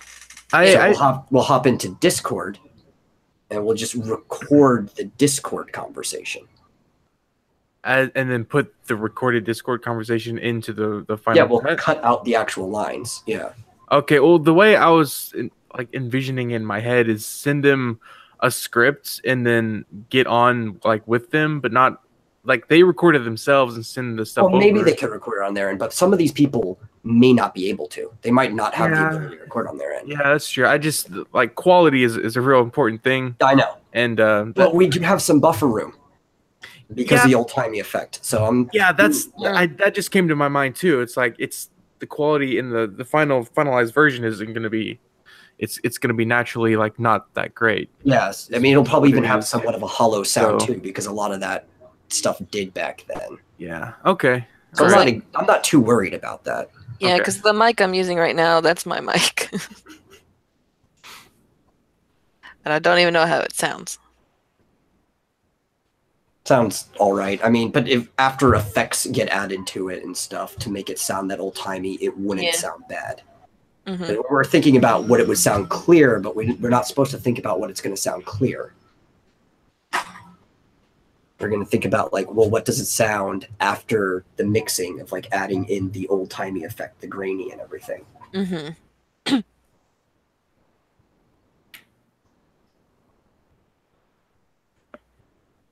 Which gives us a heck of a lot of leeway. What about when actors or voice actors are talking to each other? Do we want those same people, or the voice actors, actually talking to each other while recording, or do you I want don't think that's necessary. Okay, just do it all Yeah, individually? Because people have different schedules and stuff. and not only just that too, it's traditionally that's not how this was done. Yeah, you know? usually you just have, Mm. in your own voice booth and stuff, and right? And that's why you have the directors, because the director's sitting there and they know how everybody's been doing it because they've been sitting there through everybody's recording. Oh, excuse me. So Yeah, and they're just the be ones like, that feed you lines and. so you're like, I need you to do it this way instead, or whatever, you know? Mhm. Okay. Yeah. Okay. That makes sense. What are you planning on editing it with? I don't know yet. Okay. I mean, clearly after the audio part is finalized, it's going to have to go into a video editor for the background image that's going to be put there or whatever, but I don't know about the audio. I mean, I have stuff I can use for, like, I have a couple. There's one I actually bought and paid for, some audio mixes. It's what I make my music with. Oh, okay. Whenever I do, and it would just be a simple matter of just piecing it together, like you Mostly, like yeah, and then the adding video the effect and over adding it. some effects, exactly. Yeah. And then putting that in a video editing program, and then just putting a video on top. I was figuring it would be something along the lines of this. Yeah. Okay. I can make, speaking of music, I can like make a couple like intro. Oh, you can start on that whenever you want. Yeah. I'm just trying to get a good feel of what it would sound like. What's a good tone, overall tone for like the title intro and just the other noises. Well, it'll help again. Like I said, I'm going to try to send you some. Listening to some of the programs from back then will help you, because the title, obviously, it won't be like a TV title where you can just have sound or whatever there. You'll have like the narrator or me reading the title and credits out. So then the song will, or whatever, will go to that. Okay. Well, then you might also want something from the time period-ish. Yeah, well, that could be the general genre of the music, but the sounds, you want it to sound like the radio genre, and that's where it starts to get. Well, that's true. Yeah. But Mick's really good at this. I trust him. We need to do some background research, send him some stuff that he can listen to. And then I have absolute faith that he can make something that's brilliant. Oh, give me way too much credit. Way too much, but nah, it's fine. I can come I don't know. I've liked everything that you've made for me in the past, so. Yeah. We shall see. It's just none of the stuff that you've made for me in the past would be usable for this. Yeah, no. Because all that was kind of like techno-y video game kind of stuff. Yeah. What else? I'm trying to think if there's anything else we really need to think about aside from like when it's time to start writing an episode. Yes. Speaking of writing, how is that going to work? Like, are we going to each maybe take like, I don't know how we can like both write it and have other people write it as well, and how we put it all together. I don't really know how all that's going to work. Well, like does everyone each write their own separate story, and then we each compare, then maybe add some stuff and take out some stuff and just put it all together? Or basically how it's going to go, right? Because it could be good to write episodes in advance. So the way that could work is that other people could be writing episodes, like getting that prepared. Mm-hmm. And then you and I, like I said, I came to you first. I mean, I put the thing up, but that's because you didn't answer me yet. But I came to you first because I really like your creativity on these type of matters. But we click very well with this kind of stuff. So you and I are going to basically be like the EIC, the editors in chief of this thing. Okay. So if other people write stuff, then you and I will take it and we will fix it into the format. And you and I can just do that over Discord. Okay. Yeah. Yeah. And this is actually normally how writing goes. It's like, oh, you'll have a writer prepare like an episode or whatever, and then it'll hit the editing team, and then they'll strip it down and fit it into the program. Okay. Yeah. Yeah, I was just not quite sure how that Well, I know, works. because you always have just done like one-man jobs and stuff. Yeah, like that. exactly. When it's multiple people, it's like, oh, what do I do? No, But, I'll okay. be coordinating everything like this. Yeah, So that would be nice. I'm really good at project coordination. Definitely gonna have to coordinate voice actors as well. But yeah, I'm good with networking. yeah. You know the people. I know the person who knows the people. It'll be fun. A lot of work, but fun. Yeah, hope. Yeah. When do you want to start actually, like, with the first episode? Like, actually fleshing it out, what we're going to do? But well, that'll all be off stream, obviously. Okay. Like I told you before. But you and I can start that at like any time. I hear a train. Not it. We can start that at any time. Okay. I just think if there's anything else we need to go Oh, over. how about a name? Yeah, we still haven't Name come for up the with a name. actual, Like for either him or the character. That's or like, the show. series itself. Yeah. The really important parts. Yeah, we kept getting sidetracked from that. I think it'll come to. I think once we write some stuff, and we figure more stuff out about the main character and just everything else about him, then I think it'll just come to us. Like, we can just leave that out for now, and then, when we really need it, we can. Maybe. I don't know. I think it would probably be helpful to just try to come up with it. Yeah, I mean, we don't want to come up with something now and then realize, oh, this other name would have been better, or I don't know. I'm just trying to. No, see, your problem is that you're too worried about making mistakes, but we need to make mistakes and get messy. Yeah. Because we can make a mistake now, and if the mistake is made, well, then we can just correct it later. But if we never make the mistake, then it might be made later down the line. So it's better to just make it now. I wouldn't want to just with the title though. Like the name of the show is the thing that's gonna draw people in. It's what they're gonna or what they're gonna see first, and they're gonna want. The show's name doesn't have to be the character's name. I mean, that's normally how it was in the past. We don't have to come up with the show name, but the character. I think we need to come up with the character's name now. Okay, yeah, character name. Okay. Let's focus. Let's focus on that character name. Yeah. Do we want a middle name as well, like, or just first and last? I don't know. I think the important part is first and last. If a middle comes to anybody, okay, that's fine. But you add a middle name later on. It doesn't matter. I mean, we do need a first and a last name. That's kind of important.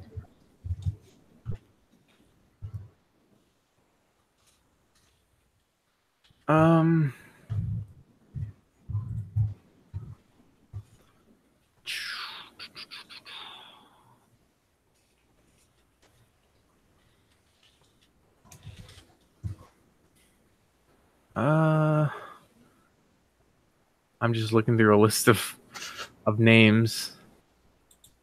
It's like the easiest way to come up with one. Yeah. I mean, there's just you got any ideas? So many possibilities.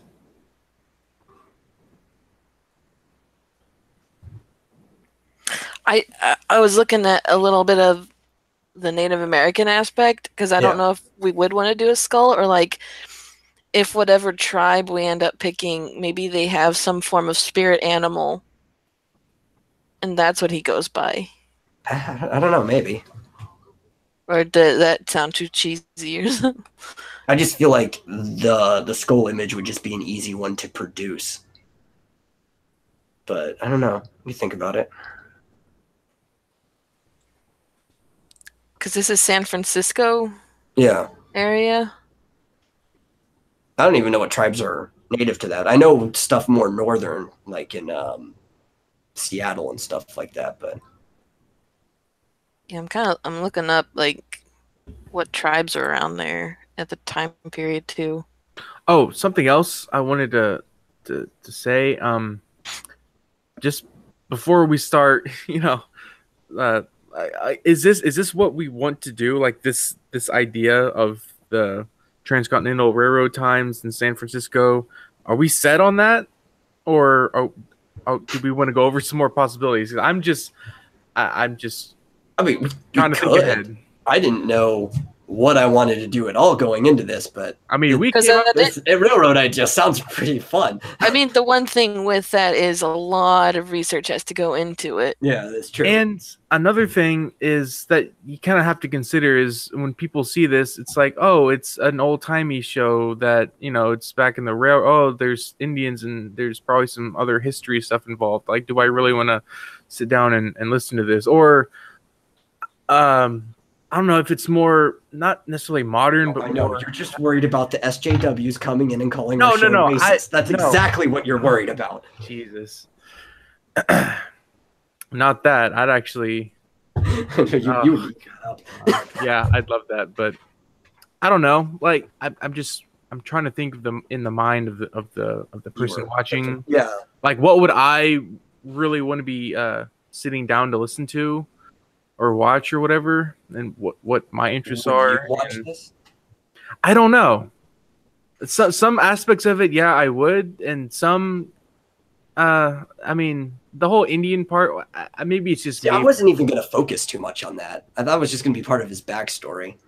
I don't know. Yeah. Because even in these shows, you don't really focus too much on the character's backstory. It's like, it's there. Mm-hmm. And then, you just kind of go on from there. It's like Batman. Everybody knows his backstory, but it only has to be said once. You don't really have to focus too much on, like, my parents are dead. If he brought that up, like, every episode, that would be kind of annoying. And luckily, Batman doesn't talk about his dead parents every single episode. Oh, what was that? What a Lego Batman song? Or like, my parents are dead.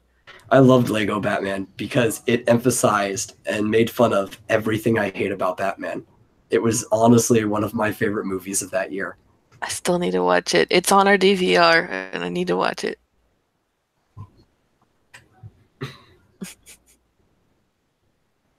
It's even like between him and Superman. It's like, I'm not here to fight or anything. Good, because I'd wreck you.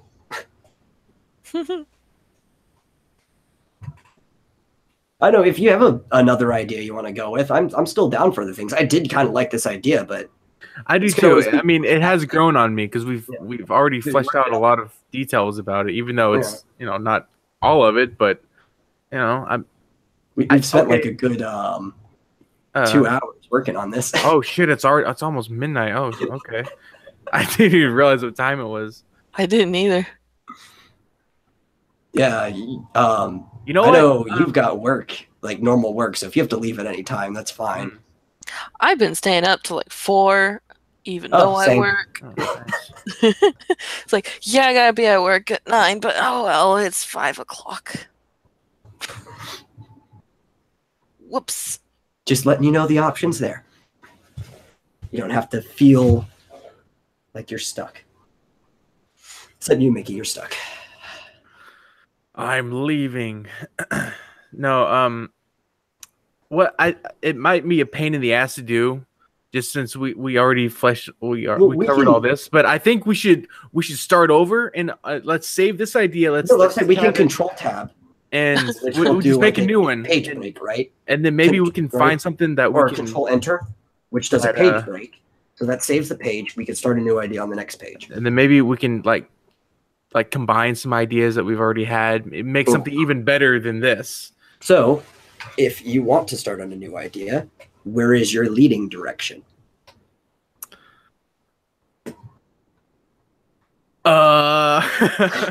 Well, it was your idea to start on a new one, so Yeah. Well, let's pick a theme. I mean, yeah. I mean, I keep clicking on the document that's in the stream, and not on the one that I actually need to because I'm click sharing on. my screen. Yeah. Yeah. Actually, one thing I can do is, since there's nobody in the chat, I can extend this. Boom. Boom. Since we lost our mic-less person. Okay, give me. I'll give you a minute. Give me a minute. Let you pour some water in that steam engine, get it rolling. Yep, the gears are turning. It is happening. Pile some coals into the furnace. Oh, hot. Ow, ow, ow, ow, ow. Oh, that's unfortunate. I wasn't expecting that noise. I'm all out of soda. My thinking juice. You know what? Can I take 10? I'm gonna go run and use the restroom and stretch a little bit, and I'll be back. Okay. Well, if you think about that, then I'm gonna scroll back up, and while you're gone, we're gonna work on the idea we already had. Oh, okay. Tommy, let me know if you don't want to do another. If you want to stick with this. No. I didn't have any ideas going in other than I wanted to do a vigilante crime drama. Okay. I like the idea, but I'm open for almost anything as long as we can work it out. Okay. But since you're the one who initiated working on a new idea, we're gonna flesh out this one while you're taking your 10. Okay, I got you. All right, yeah. I'll be back. Thanks for understanding. No, I understand. I would have to say I'm probably one of the most understanding people I know. I know I had a thought for a villain in the original idea? Yeah. Okay. Like some sort of prostitute gone murderous rampage. Ooh. Like she, like seduces her clients and then ends up doing something. Like a havoc harlot. Yeah. But she's smart and finds a way to make it look like, oh, it's not me. So, I mean, that would kind of go back to the original idea of a femme fatale almost. So, you kind of mesh those together. Because maybe in that episode, he doesn't think of a woman. Yeah. Because she might have, like, not like, say, super strength, but like above peak human level strength. Like she just be like a freak that way, but she looks like a dainty, maybe buxom woman. So you wouldn't expect her to be able to do these things. You think it's like a strong man or something like that. Mm-hmm. Yeah, that could work. So, but of human strength.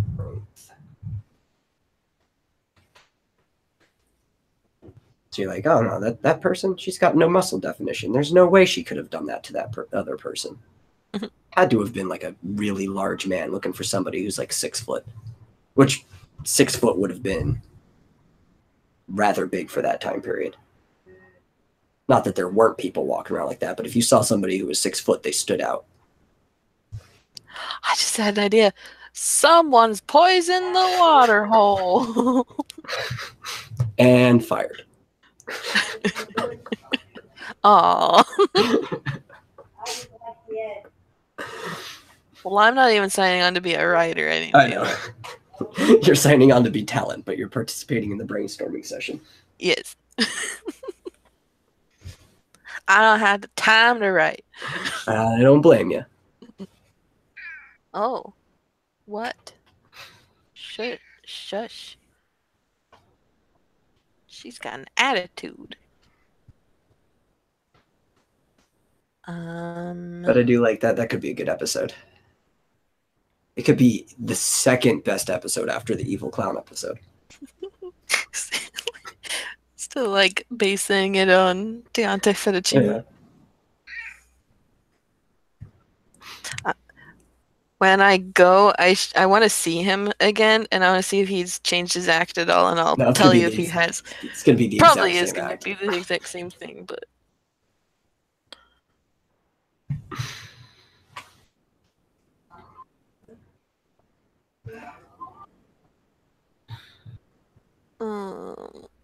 See, at this point too, at least one of them has to be a recurring villain because we don't even have enough villains to fill up 12 episodes. No. Like I said, the first 2 episodes would be the same thing because you should only have like an introduction thing. I'm just gonna make it a 2-parter and even probably release them. I don't know. Would be best to release them in one video or in 2 videos on the same day to follow each other and still make them like they're 2 episodes. I was wondering about that. I don't.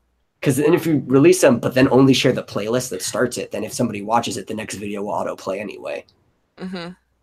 That might be the best way to do it. I don't know. That's decisions that'll be done during the editing phase.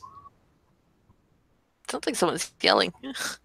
That's probably the TV inside. Like I said, I had to be outside to be able to have it quiet enough. I don't know, like, depending on his abilities, if, like, one of the episodes even is just, like, natural disaster type of thing. I don't know, because I really want to focus on the whole crime drama aspect of it. I mean, natural disasters are great for, like, Superman or something, but Superman was never really a crime thing. Oh, yeah. Yeah. That, and that's a really bad example anyway, because that's something that started as a comic and then became a radio show as opposed to the other way around. Mm-hmm.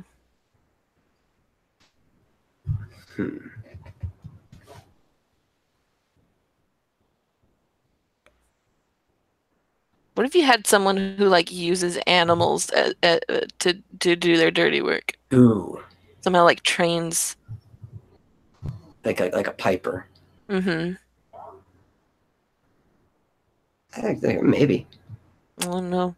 I'm just probably, spitballing here. Yeah, no, that could be interesting. These squirrels local to the area. I'm just trying to think of the time period. Like, yeah, an owl comes in and steals like the deed to something. It'd be crazy. It's like not even stealthy. Like the owl just comes in and steals it, and it's like because like the wings are flapping. Owls are big. Yeah, owls are huge. What are you gonna do to it? And then like the guy's trying to pull out his gun to shoot it, but the owl's already gone before he can.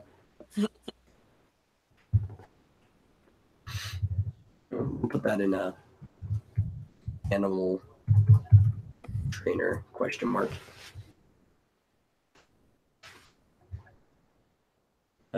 Put question mark on most of these. The only ones that we know for sure is the main dude and the evil clown. Evil clown. There's no question mark for evil clown. It's just evil clown with spaghetti. Yeah. I mean, how can you not have an evil clown? I don't even know why we have to put the word evil. I mean, it's a clown. I mean, just assume. I mean, not everybody can be Lynette. Oh. Yeah.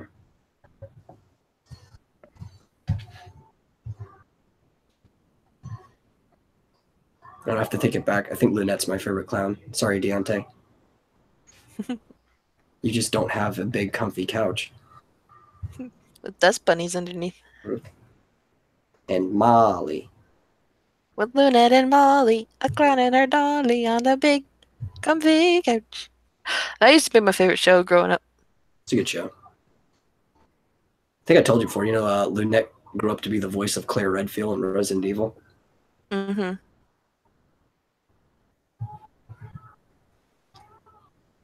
Let's see. What else can we add to this? Still need to come up with a name. An old name I've always really liked is let's see if we can had a name. Here. I don't remember the last name, but I always liked Thaddeus. Thaddeus. Thaddeus was always a cool name, like Thad. I don't know what his last name is, but I like the name Thaddeus. What if it was some cheesy last name? Well, I mean, that would be common for the genre. Like Thaddeus Rich or something, or like, because he's rich. I don't know. Or alliteration if you wanted. His name was just Rich Manning. Rich Because he's a rich man. Uh-huh. Oh god, that would be so awful. I think I'd have to kill myself. Like, I think I wouldn't have a choice. I'd have to kill myself for putting that into the world. Be like an obligation. So, like, Japan with their samurai, it'd be like, I have to kill myself to retain my honor. It's an honor killing.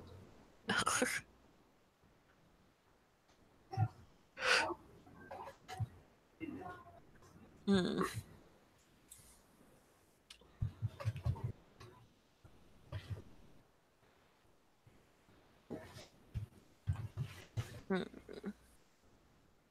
Hello, hello, Hello, hello. hello. Oh, I figured out what the first name of the guy is going to be. Is that Thaddeus? Thaddeus. Thaddeus. I've always liked that name. It's an old-timey name, and it's great. People just call him Thad. Yeah. What's up, Thad?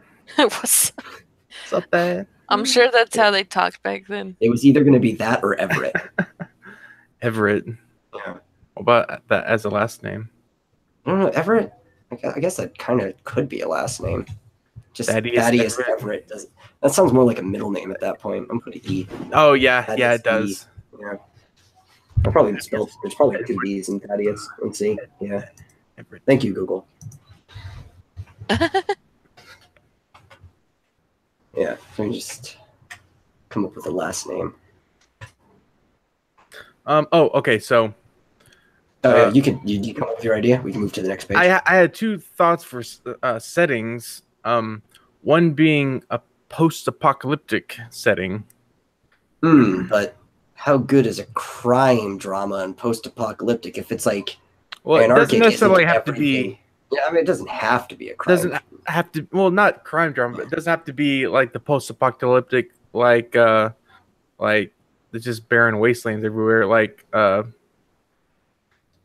post-apocalyptic, like post-apocalyptic. like think of New Vegas, like Fallout 5 level of we've already where made the California Republic thing, and yeah, there's actual like some civilization going, but there was some initial thing that happens. Well, I don't know how well that would play into the Ex Dynamis Chaos. well, I mean, universe. no, I didn't that think wouldn't about play that. very well unless it was on another planet, because we could always do anything on another planet. Well, that was my next one was maybe what An about entire universe to work shit in? a like a Mars colony, but that had grown like to like a city level, but it was on Mars. Maybe. I mean, Another planet. I didn't even think we could even just do one that's less of a crime, really. If we wanted to go in a different genre of radio drama, because I had started working on a pilot for a kind of sci-fi show that was a mix between the Oregon Trail and Journey to the West. I posted this like back in 2013 or 14, and it was going to be called Westward Bound, and it was about a guy who his name is Sonny Watkins instead of Sun Wukong, so he's Sonny Watkins, and he is a prisoner that needs to be escorted to a maximum security prison on the other side of the planet, right? And the planet's mostly desert wasteland. It was new colonies and stuff, and but it's gonna be like the Oregon Trail. So the only transport ship that they can get him on is one that's taking pilgrims across. So there has to be a marshal that accompanies him. And he was going to have like these kind of like steam-powered gravity restrictors that stopped him from using his like inhuman strength. Not like terribly inhuman, like just above what a peak human could do. That's why he was such a dangerous criminal. And he had like these gravity restrictors on, which would emulate like the Monkey King's crown. And I don't know, it's just a really cool idea. I have like a whole write-up for it. I could send it to you. Okay. I mean, yeah, that I like the idea of an Oregon Trail-ish kind of thing, but like, would you be able to stretch that into a series? That sounds like the premise of this was the going to be a movie. really long distance because this planet's bigger than Earth. Okay. So you can turn that into like a whole series if you wanted. I mean, that does sound interesting. It sounds like you already have some stuff planned out for it. Yeah, I've got stuff planned. I just didn't think that, I don't know, it could translate into a radio drama if we really worked on it. Although, yeah, I mean, yeah, crime drama would, I mean, that would be the easiest thing to do for the radio show. But I mean, it's just my main problem is there's so much that you can do. It's hard to narrow down what you actually want to do. That's like with the names. That's with every aspect of this. There's just so much. Yeah, and like with the other, I already have a name for the show and everything. Yeah. But it's just it's that's my main. That's always been my main problem is just deciding what to do. Can't. I don't have it on this user. I'll have to open up another tab because I have different users for different things. Let me close that. Open up that. Close that. Okay, now you're going to see my docs and how cluttered all of my documents are. It can't be any bad as mine. I've got just all my stuff is unorganized and on my documents. I love Google Documents so much. Probably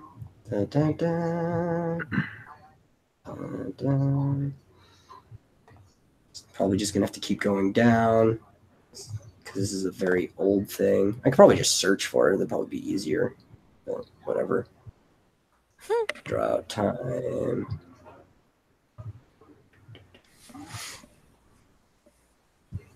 Let's see. Here it is. Right here. Westward Bound. Browned. Yeah, Browned. Tentative title. Yeah, so I had actually this whole write-up for this. Like, look how much I had. If it'll load. Yeah. One of the greatest sci-fi. This is one of the greatest sci-fi ideas of all time. Trust me. Not to brag or anything. Yeah. What year would it, or what setting would it be in, like year-wise? Yeah. Unknown future year. You wouldn't necessarily have to tag it. Like how people would dress. Like, would it be? Oh, well, definitely would have like a steampunk vibe to it. So, okay. I guess that would be kind of hard to translate into just audio. I mean, without you have to say, "Oh, this person's wearing the goggles, and there's airships flying, and everything's powered by hard steam." to translate. Yeah, I guess. I mean, especially because like a lot of steampunkish clothes are already established stuff, like Victorian style dresses and stuff like that. That's true. And especially the steam, like you could actually just add a sound effect of like steam punching through something. It's not that hard. Yeah, the more I think about it, the more that you could do that. Yeah. It's going to be a mix of Journey to the West and the Oregon Trail was going to be the idea. Yeah. And I just had like this really pretty drawn out idea. Yeah, like the only transport to get them across. This isn't my full stuff. I had that on paper. I'll have to type it up for you. But this was the initial idea. I had posted this on a Facebook status a while ago. And all the towns, like we can make them parody names too, but they were going to like be equivalent to the names of the places on the Oregon Trail. Okay. And the main character, so like Sunny Walken was going to be the stand-in for Sun Wukong. And then the sheriff or marshal that's taking him was going to be the stand-in for the soldier. The mechanic on the transport unit was going to be the stand-in for the pig-faced monk. And then there was going to be a priest on the unit who's going to be the stand-in for the actual Buddhist monk that was trying to find the answer that the whole journey to the West was all about, and then have like more characters that can be added in as well, like a family that's trying to start their new life over there and stuff like that. And there's going to be like bandits and stuff like that that could come in, and all kinds of different plots. Okay, so from what it looks like, we have two different things that we can do. I'd like that this idea, the Oregon Trail one. I like that. I also like the crime drama one. Yes, they're both very good ideas. What would be easier? Let's just say that we were gonna just stick with what we already have. The one that the one that we already wrote up for. What would be easier to do in your opinion? Between the two shows? Yeah. Like as far as writing goes, as far as I guess just writing. And yeah, because execution's going to be the same regardless. Yeah. I mean, okay, what would be more interesting, I guess? That's the thing, because easier would be the one that I had already written, because a lot of the plot lines just write themselves. Yeah. But more interesting. I mean, they're both interesting in their own aspects. What if you had a new settlement or something on another planet, but it's kind of the same idea of the original idea, just on a new settlement? Yeah, but that really wouldn't change too much about it. Like we can come up with everything originally. Mm-hmm. What if it's just a traveling crime vigilante person who goes from settlement to settlement while traveling to this other place? Well, I guess he wouldn't be a prisoner then, would he? No. Huh. Because the whole aspect about the prisoner part is that like the marshal has to choose to let him out. So a lot of times the problem gets worse before he caves in and actually lets walk-ins out to do the dirty work. Even though it probably could have been solved a lot sooner, but it's like, why would you trust this criminal? Man, we're just Trust me, I have this problem all the time. As you saw the clutter of my thing, I have like a million ideas. I'll be right back. Okay.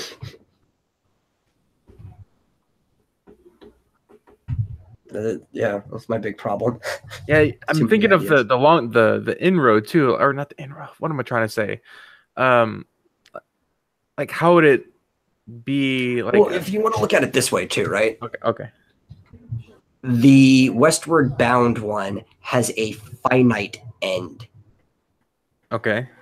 Because it eventually has to make it to Oregon. So you could write that, but if you write it, you're going to have to plan like, okay, am I going to end it in 1 season, 2 seasons, 3 seasons? But there has to be a plan for when the end is coming. But this one, the first one, the one that we've been working on the whole time, doesn't have to have a finite end. Yeah, that is true. We can just keep going, really. Yeah, so like we can just cut it on whatever season its popularity seems to be dropping, if at all it looks like we should continue it after a season. And it's not like we could record like a couple whatever seasons or whatever of one and then just do another one. Yeah, we could always switch to another one. Yeah. You know? It's not like we're stuck on something, but this one gives us more options, especially if we're starting on something. Because the other one has a finite end at some point, and you have to plan when that end is coming from the beginning.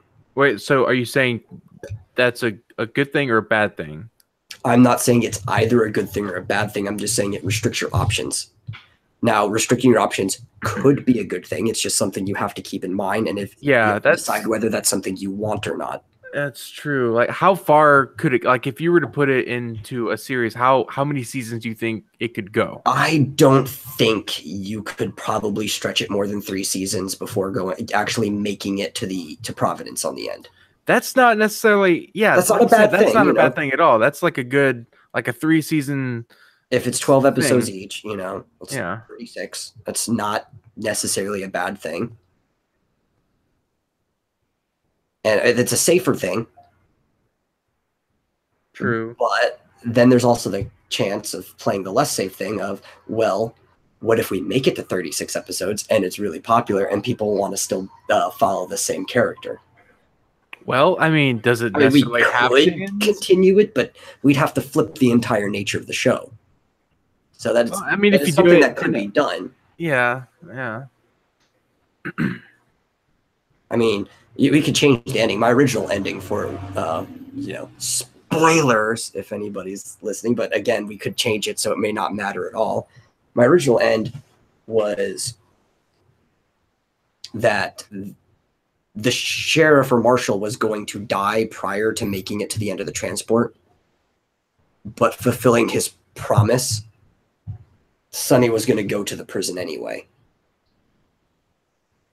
Okay, what was his crime? What wasn't his crime? He was Need to be more specific. Yeah, like public destruction of public property, grand larceny, robbing federal banks, murder. What's his sentence? His sentence was life imprisonment in a maximum security prison. Okay.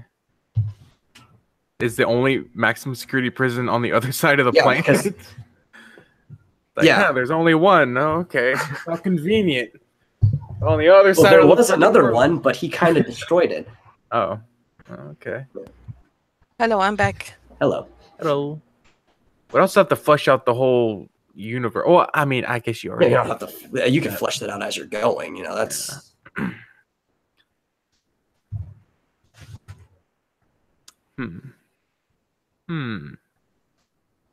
What would translate good to radio? Oh, I think I already asked that before. Yeah, I mean, they both could translate. Equally to radio. It just depends on how you write it. I think the Westward Bound one would be interesting. I don't think something like that radio show wise. I guess I wouldn't know because I don't listen to radio shows, but I can't imagine there's been something like that already. Yeah, I don't know. Maybe there has, maybe there hasn't. I know there's definitely been crime drama ones have been done, obviously. Yeah. I know there's been Journey to the West stuff, but most of that's Chinese, so it's not like anybody in America's really heard it.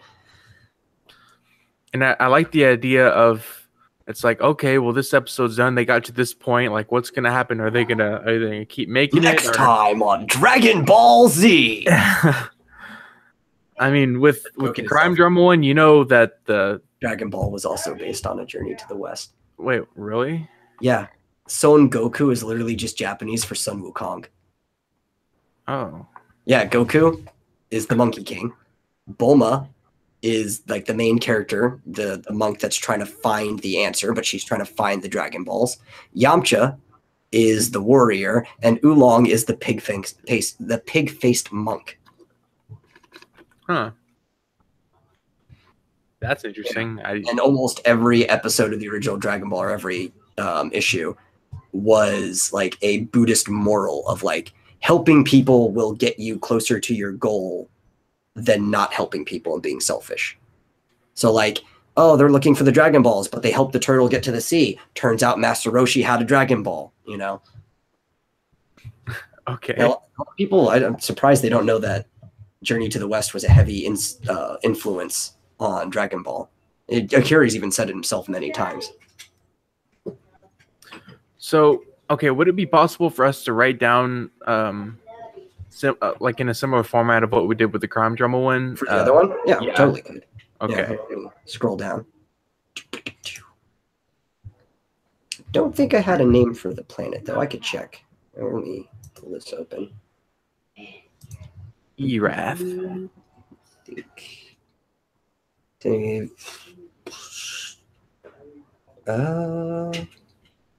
Yeah, the planet they named Providence, which was supposed to be an homage to it. So I'll put setting was Providence. Setting a planet named Providence, desert planet, covered Earth-like name Providence. Okay. Yeah. Which is funny too. Like we'd be doing this in English for the sake of translation, but in Ex Dynamis Chaos, it's actually established that the common is Mandarin. Wait, what? You kind of cut out. Oh, that the common tongue is Mandarin in the universe. Gotcha. Okay. Yeah, it's established. So like we'd be doing this in English, but it would actually be everybody would be speaking Mandarin. Gotcha.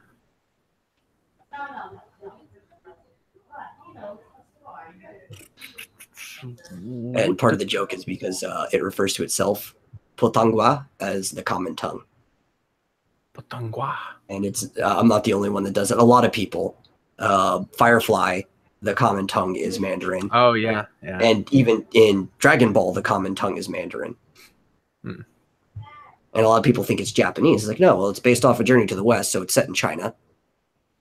Gohan, the guy who adopts Goku, was in China.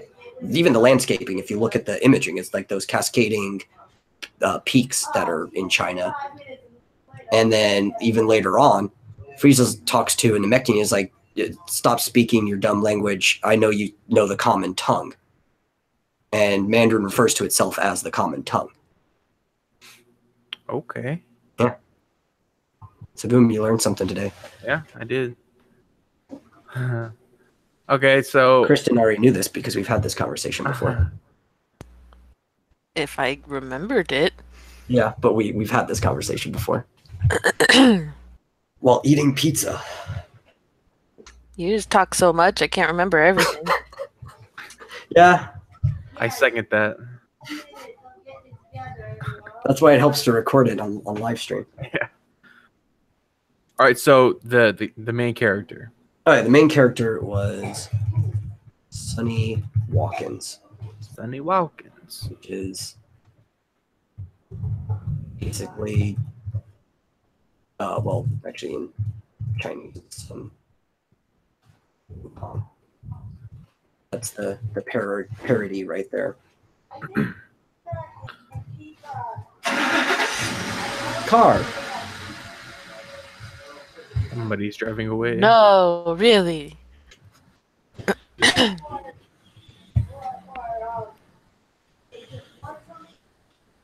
Well, it's either hear a random car or literally everything playing on my parents' TV. I like TV. Yeah, but it would make a playback of this really, really frustrating. Yeah. Okay, so he's a prisoner. Yeah. That. No, he's not just a prisoner. He's like the most wanted man.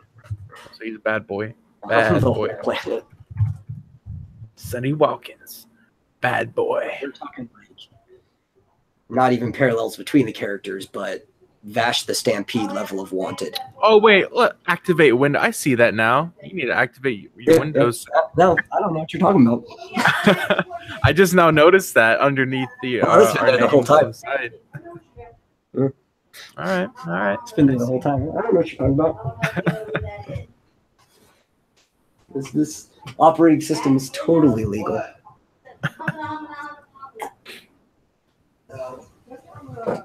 How much do we need to reference back to his crimes? Is it like Minimal. Minimal? Okay. Yeah. So not like the audience has to know what he did. Like in I'm full? assuming the way we would start it would be him in the courtroom being sentenced. Ah, okay. That's interesting. Yeah.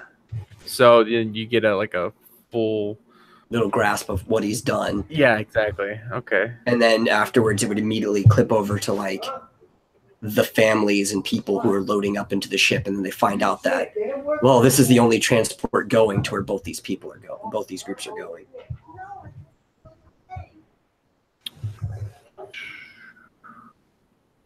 Did you already have other characters fleshed out? I had some ideas for some characters, yeah. Like I said, there would be the Marshal. I don't have a name for him or anything yet, but the Marshal is basically the warrior from the Journey to the West, because there's a few characters that are basically necessary from it, and then everything else we just add in. And then there's like the mechanic of the transport, who is Marshall, the mechanic, the pig-faced monk. Who else? And then there was the preacher. Preacher. Those are the 4 necessary characters. And then obviously the transport has a pilot. Somebody's got to be driving it. Mm-hmm. I already did. And it's a fair-sized transport, right? It's going across the planet, but this is a big planet. We're talking about maybe like Jupiter big? No, because you couldn't have a terrestrial planet that big. Okay. Mhm. So Jupiter's pretty big. Yeah. But, okay. No, I mean you Gravity could get some would be pretty. too much. You could get some pretty big terrestrial planets. I mean, the bigger the planet, the longer the series. Am I right? yeah, but you also have to count the technology of getting to a planet. So how good is a transport? So What- it'll be proportionate. Actually, is the transport again? I don't know if you. Okay, I was said that or about to not. explain that. Okay. Yeah. So I was like, the transport is a reasonable size of a single transport where multiple people could live in. We're talking about like, in Star Wars, the things the Jawas are in. Mm. Oh God, So it'd yeah. be something of that size. So, Okay.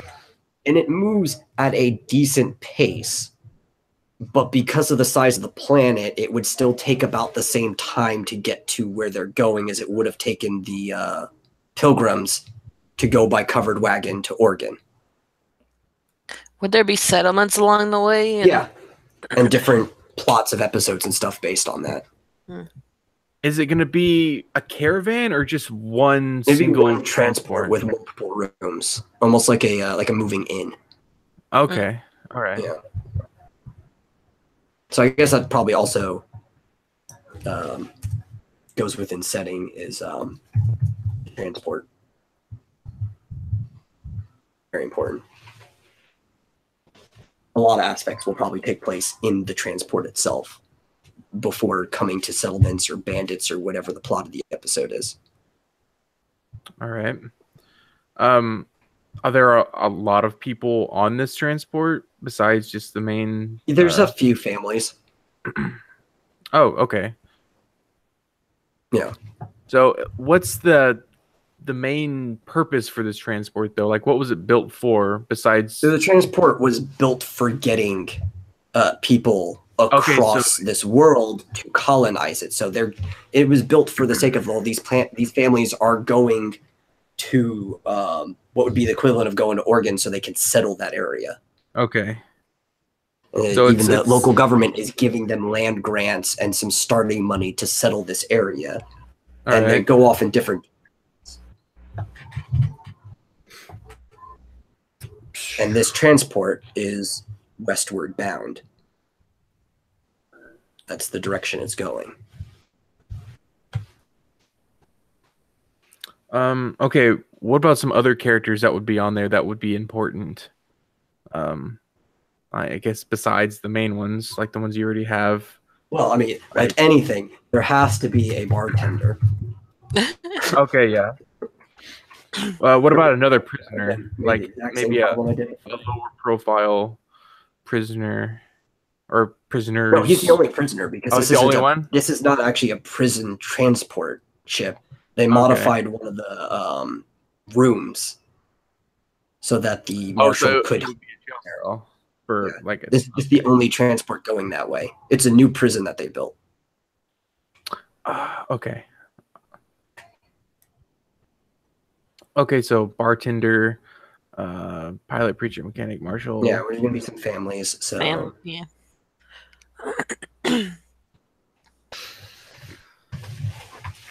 Do the families, do they know each other? Or is there like a feud between? Oh yeah, okay. Yeah, well, I mean, most of our country was settled by prostitutes, so. Will there be a medic? Oh yeah, probably, yeah. Doctor. We have a doctor.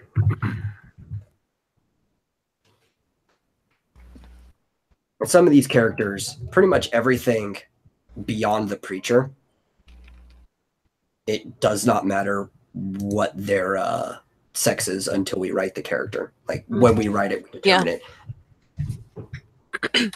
Like from Sunny to the Preacher, those are pretty much all guys. But anything after that really doesn't matter. Prostitute's probably a woman, just because it's easiest to write a woman prostitute. Right. We could put a gigolo in there. I just don't think he's going to have a lot of business with a bunch of families and stuff. And a bunch of like workers. There's probably going to be like some workers on there too. Like whatever you send to go settle that area. Is there magic in this story? I didn't inherently have any planned, but okay, that's fine. Like, yeah. I mean, having no magic at all would probably be easier, maybe a little less interesting, just because you don't have to, describe magic. Yeah. Sound effects. It's in this setting. What would the story take place on if they're just traveling? Well, they have to stop a lot. Mm-hmm. So then there's just conflicts within whatever settlements they're stopping settlements in. There's problems. Like I said, I had an episode planned where they were going to be stopped by a group of bandits. Oh yeah, of course. That's yeah. And the leader of the bandits was going to have a power suit. Oh man. Yeah. So is it going to be like, instead of villain of the week, it's like settlement of the week? Or it's just like, problem of the week. Okay, yeah. Could be a settlement, could not. Native inhabitants of the planets were elf-like creatures, so we could have like how there'd be like a Native American problem just done with the elf-like creatures of that planet. Okay. Any like monster creatures on the planet? Oh yeah, tons of them. Tremors. Oh yes, there are sandworms. Oh jeez. That's why they travel in such big transports as well. It's not safe for small transports to go across. You got your regular old Sarlacc pit-like things too. Just things along there. What kind of technology is there? Like, how far is it? Like, they wouldn't be walking around with smartphones, I'm sure, but no, they would have that technology. It's just because this is a new colony, there's no grid or networks or anything like that. So everything is like power cells for individual stuff. Like, there's no grid set up, so you can't just call somebody. Well, okay, they don't have satellites or anything. Okay, but would they have like I'm sure they'd have electricity, but yeah, like in the way of like a computer, like would they have that? Yes, but they wouldn't have an internet. That's the thing. Okay. Yeah. So they're like, at that level of technology where they have like screens that they can type into and navigation, stuff like that, but it's all based on what's pre-programmed. There's no networks or anything set up on this planet. Right. Planet-wide Wi-Fi, that'd be great. That would be great, but just to start launching, like building towers and launching up satellites and stuff like that. And it's a very new colony. Is this transport ship armed? Does it have guns? There are armed people on it. Okay. But no, the transport itself wouldn't have any weapons. It's supposed to be civilian transport. So would there be like, man, what am I trying to think? Like airships, but like with big LED screens on them that have ads, that kind of setting. Something like steampunkish, but a little bit more modern as well, like kind of clash together. I would assume that they do not have any running aero transport, because if they did, why would they? Oh yeah, they'd be using that, but not specifically that, but just that kind of, like, if you go into a settlement, would you see that, or like a bigger city, or I'm trying to think what kind of stuff they had. They had screens. Like, you could probably have your local stations and stuff like that, things that are wired directly up. There would definitely be some kind of television, though. Like, would there even be advertisements, things like that? It's not that there couldn't be. It's just you're looking at this from a settlement perspective, so it would be before the point that corporations really sink in to be able to advertise.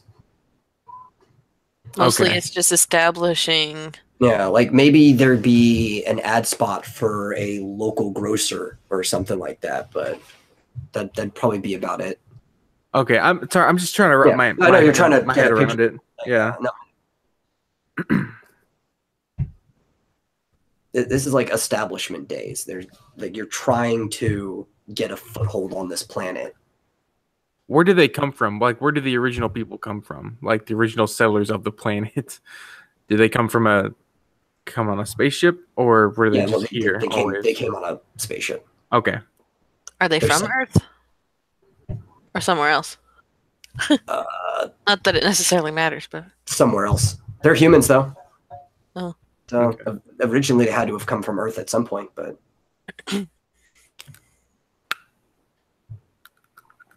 Okay. that's a interconnectivity thing that I am comfortable speaking off stream, but not on stream because that could spoil some stuff. mm-hmm.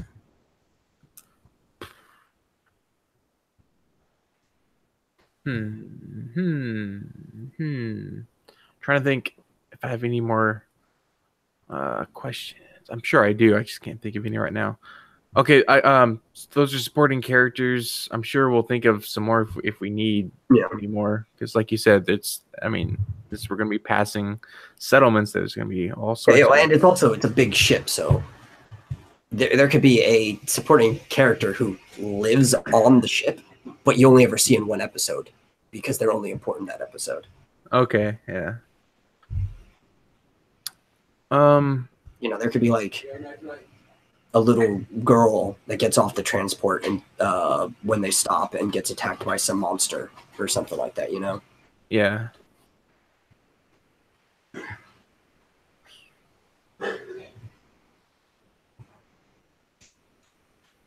Whoa. Okay, so I guess we'd have to think of like I guess like episodic problems that they would have. Yeah. Because I guess there's not going to be any writing this would still be it would still be fairly similarly to how I was going to be writing because I was preparing a pilot for like a TV show. So it wouldn't be that much different than writing, except instead of describing how scenes would be shot, everything would just be through narration.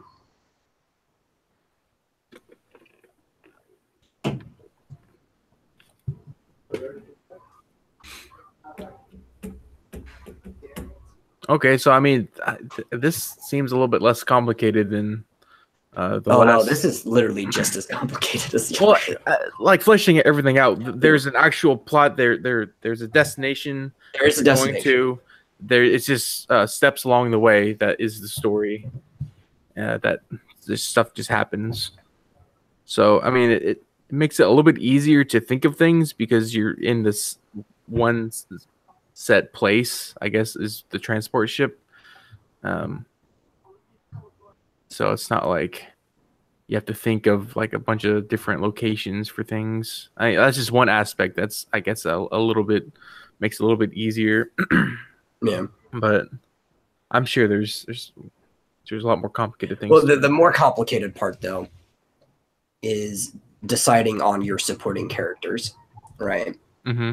And your settings, because based on the necessity of the show, Sonny Watkins wouldn't be in every scene. Mm-hmm. And it wouldn't be necessarily even following him because he's locked up most of the time. Oh, so yeah. Other characters have to get in trouble and stuff like that. And I guess that was another question I was wanting to ask. That's the hard part about it. You have to find other people to follow. So even if he's the main character, he's not even the one the show focuses on most of the time until there's a problem to be solved. Are radio shows usually in first person or third? No, they're almost always in third person, but okay. Normally, like even with the Shadow, even if he's not in the room, which he's hardly ever, but he always has informants, so he's always aware of what's going on. And it depends on the nature of your show. But it's not like the other show where we could spend a good amount of time with the main character. Mm-hmm. Yeah, because he's the reason people are coming to watch the show or listen to it. Which is another reason, like, it would still be easy to write this. I think it would be a harder sell for people who are coming for the main character, as opposed to if it was a live action show. Right. Yeah, I guess I'm still trying to distinguish between how people would relate to like characters in a radio show versus live action. I'm sure live action would be a lot more easier. Since I've never really done anything with radio shows, it's a little newer territory for me. But yeah. So I guess we still have to decide which one we want to do, though. It's like there's pros and cons to both. And then when we do decide, we'll be like, oh, but we could just do this other idea instead, and we'll have a third idea on another page.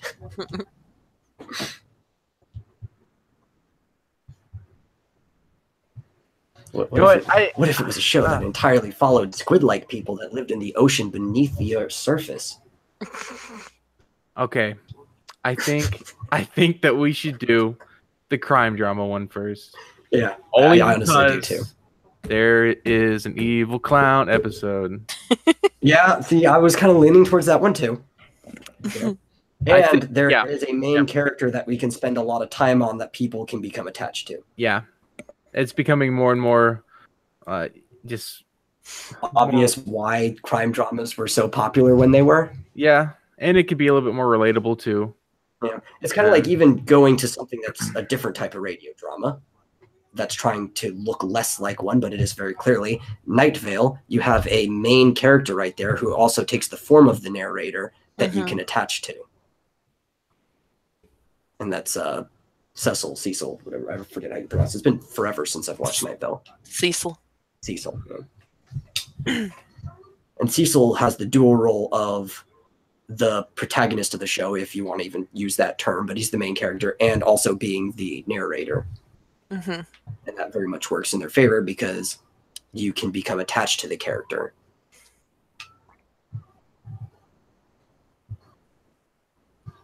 And it's like with the Green Hornet, you got attached to him and Kato because they were pretty much there the entire time.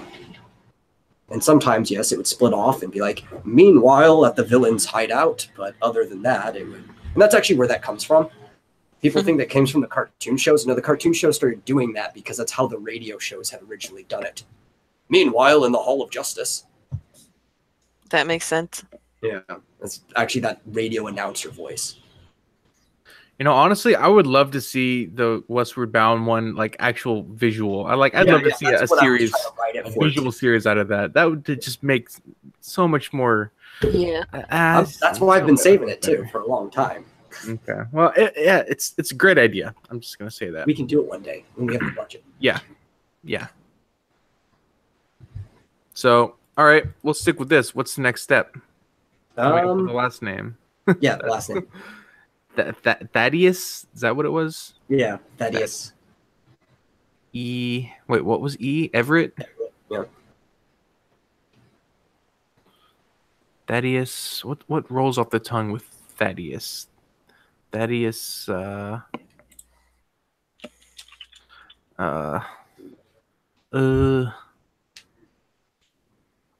know. I don't know.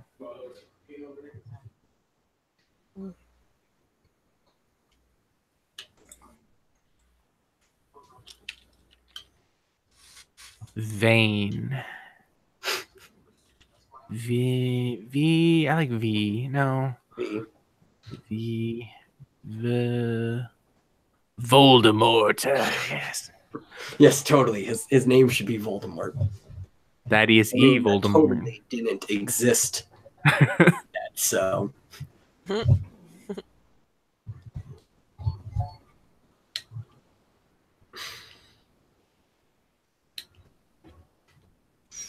Oh, I'm looking up surnames from like the 1800s. Yeah. Everett is a last name. Oh, it is a last name. So we can just make it Thaddeus Everett. That's a Thad Everett. Thad Everett. That's not where I left my thing. And this one, it's spelled E-V-E-R-T. What? E-V what? E-R-T. Everett. Everett. Oh, it's Everett. Yeah, Everett's fine. Everett. Everett would have No, I found like Everett in there. I found like a That- census thing from like Yeah. 1870, and Everett is present. Farley. I have a friend with the last name Farley. He's a cool dude. Geddins. That's an interesting name. Gratiot. Oh no, that's it. Let's go back, right? Wait, what? What? I got it. Gideon. Gideon. Huh. Wait, with Thought two it is eyes? Gideon. No, I accidentally put 2 eyes. Oh, okay. That's a weird word. There we go. Two eyes. Hoffmeister. Whoa. No, but we can have a character with the last name Hoffmeister. That's be a German. That's clearly a German last name. William Hoffmeister. I like Gideon. Thaddeus E. Gideon. I like that. And his people close to him will call him Thad, but in proper they just call him Gideon. Or Giddy.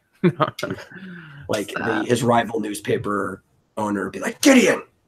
How do you keep getting those scoops? Thaddeus means heart of courage. I know. That's why I like the name. Ah, Told you. I've liked this name for a while. Thaddeus. Nice. We have a name. We have a name. Do we want But a we name don't of have a what name else? for the vigilante. Yeah. Oh yeah, that's right. So slash. Slash. That's how you do it, AKA. Yeah. Or I actually, screw it. We'll go full AKA. There we go. Actually, boom. Proper. Also known as Say a man. no. Dumbest name you could have come up with. I know. The Ginyu Force had a horrible impression on his childhood. Oh, poor Gohan. Yeah, no matter what timeline you're in.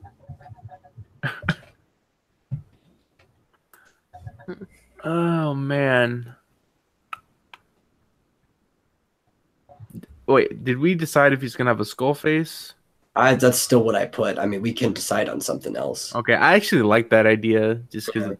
it's simple and it people see a skull on a face, they're like, oh, that's kind of spooky, I Yeah, guess. I mean, we can have some lame name like the Skull Spectre or something like that.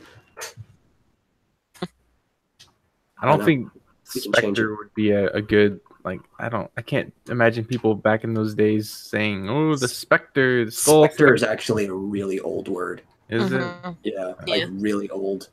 Okay. In fact, a lot of people used to refer to Jack the Ripper as a specter.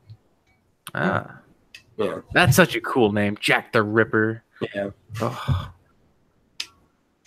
such a shame. No, I was actually, which we could do this later. It would be a lot harder to do if we just finished with this and want to do another audio drama. I wanted to do a series that follows Jack the Ripper, but he's actually like a good guy. People think he's a bad guy, and he's cleaning up the streets of London. But the people that he's killing, they don't realize that they're bad people, so they keep thinking this horrible person that's running around serial killing people. But he's actually cleaning up the streets. Jack, the nice guy. Yeah. Oh man, what if he had a series of like someone going around killing kids, but it turned out he was a time cop and just killing the kids before they become the horrible people in the Oh god, no, that's awful. You'd have to come up with like some type of vigilante to stop him. But I am doing something good.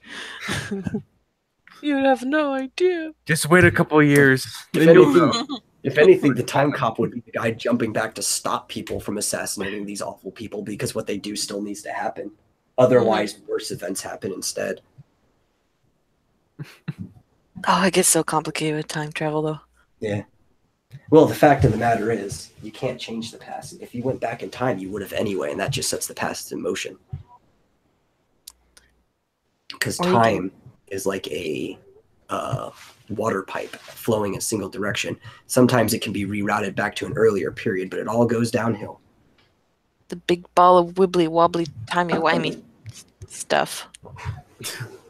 Do we want to name the characters, the supporting characters? We can. Yeah, I'm sure we're gonna have to. as long as we're on stream. Yeah, we got it anyway. So Okay. I like Skull Spectre. We should stick with that. It's a dumb name, but it's like an awesomely edgy name at the same time. Well, And it sounds like something that the public would come up with because all they see is the skull and he kind of disappears and that's stuff. the point. Yeah, so it's not something he came up with. Well, like the supporting characters and stuff. I don't know if like you just look up popular names of the time period. Just do a name generator. Just it does the work for us. Oh, that'll work. Old timey name generator. Oh, that's actually a thing. Oh my gosh. It is. Oh, Of course it is. autocorrected to it. It's English name generator. Ugh. Oh, but there's a bunch of like different genres of names. I like how even though we're working on a different story, we still have a bartender and we still have a harlot. Cajun names. Oh no, I don't like that. Ooh, someone. The femme fatale harlot have a French name. I think she should be French. Oh, okay. Here's a cool list of names. Liam Perry. That sounds like a. Wait, what time period is this again? I already forgot. This is the railroad. Yeah, this one, is right? between like 1870 and 1900. Okay, I need to put that down. I'm just gonna put 1870. Nope. 1872. This is post Civil War. Okay. The president was Ulysses S. Grant at most of the time. That actually narrows it down to a shorter period than that. Okay, I like this just name. don't remember. Yeah. Stanley Wells. Stanley Wells. Yeah, who wants to be Stanley Wells? Stanley Wells, you are going to be our rival newspaper owner. That sounds like a decently dignified name of somebody who made his own wealth. Mm-hmm. I don't know. He's on the wrong side. There we go.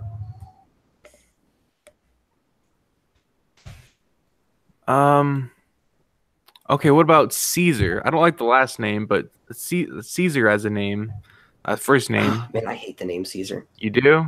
Okay. No, I thought like it's okay name for a character. I just hate it because we say that name wrong. Oh, what's it? What's it in actual Roman? It was pronounced Kaiser. Oh, Oh. Yeah. Okay. But it's been pronounced Caesar for a really long time now. It would have been Caesar then too. Okay, don't forget about it. That's also why like the Holy Roman Empire had a Kaiser, and then also the Roman have a Khazar. And that's why it's all pronounced that way. Khazar. I'm seeing a Clarence. Oh, Clarence. That's a good one. Clarence should be the bartender. I don't know what his last name is, but he is a Clarence. I don't even know how to spell Clarence. Did these even need? Some of these even need last names? I don't know. It's probably better to have them than not. Oh, yeah. Yeah, that's true. Just in Even case if we don't use them, yeah. There's Florence for a female. Florence. That's a weird Florence one. could be the secretary.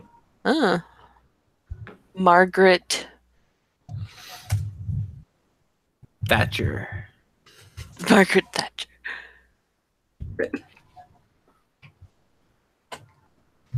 Duncan.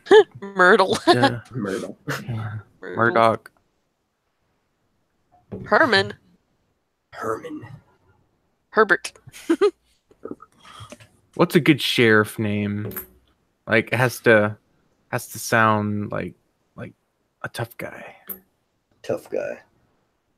I'm the sheriff in these parts. My name is. It's got to be a Sam Elliott character. I right before you said I saw Samuel. Samuel.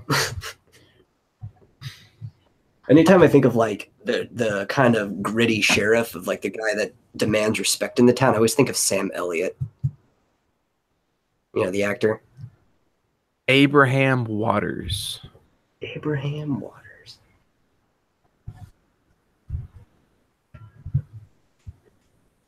No, but Florence's last name can be Waters. Florence Waters. Oh, that's a nice name. Yeah. You know what that sounds like? It sounds like just flowers that grow in the water. Florence Waters.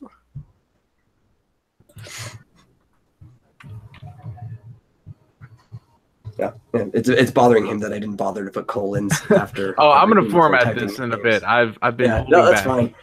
I don't bother to format when I'm doing this stuff. I usually go back and do it all after the end.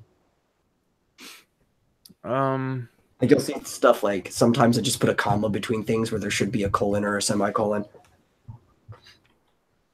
Because it's easier to just hit a comma real quick. William Malone. Malone. The Post Malone. The bartender will just be bartender Clarence. I like that. Bartender Clarence. Yeah. Bartender Clarence. That's what they'll call him. Or just Clarence for short. Clarence the barkeep. Sheriff Marshall. Sheriff No.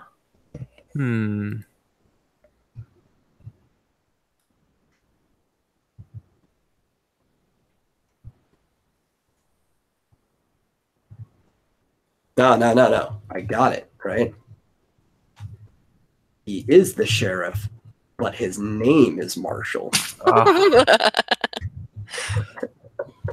It's like he was born for this job. Sheriff Marshall. And everybody just calls him Roberts.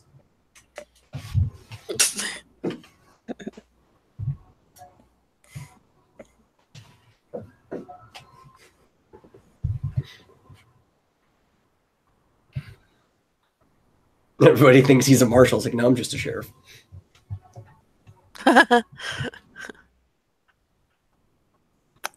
Okay, star journalist. I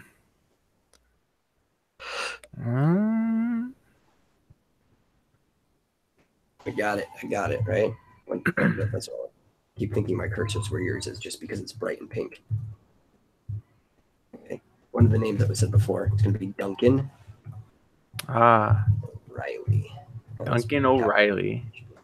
There we go. Is he that sounds like Irish? Yeah, he could be Irish or Scottish, but probably Irish because a lot of Irish people were working on the railroad, so he could have made his way to this town. Okay.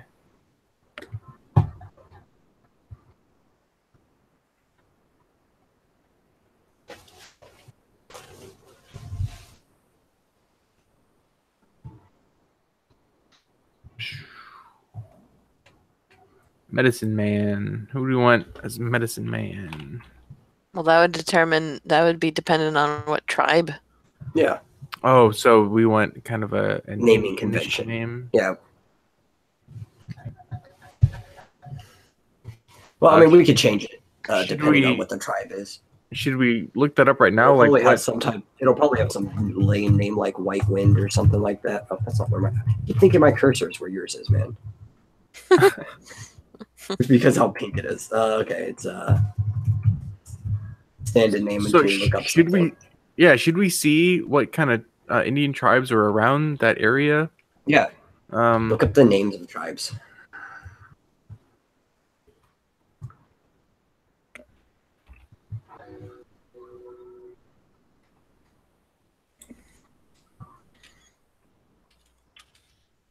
Present day I can't even pronounce that. Here, I'm just gonna Oh. Well, you know what? I'll have the to first do that thing. after. I forgot. I just had a page to go up. It is Monday. The first thing that like pops up is like Olone. Yeah, that's what I saw. Mua came alone. If I'm even pronouncing it right.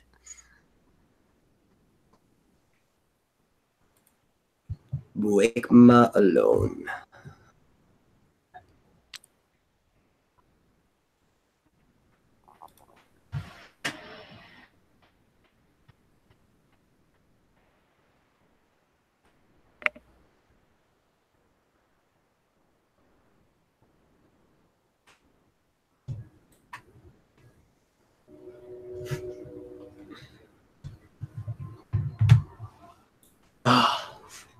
This just reminded me of the show I watched recently.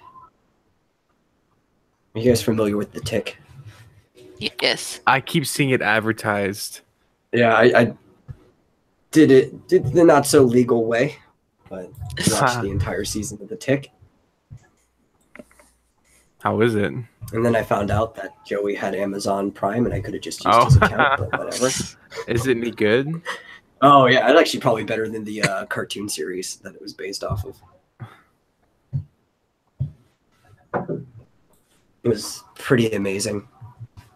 It had the main bad guy was the Terror, who was a villain back in the cartoon series, and he was played by what's his name? It's the same guy who played Kelly in the original Bad News Bears and Rorschach in The Watchmen. Oh. And he was great. Everybody was great. It was a good show. 10 out of 10 would recommend and watch again.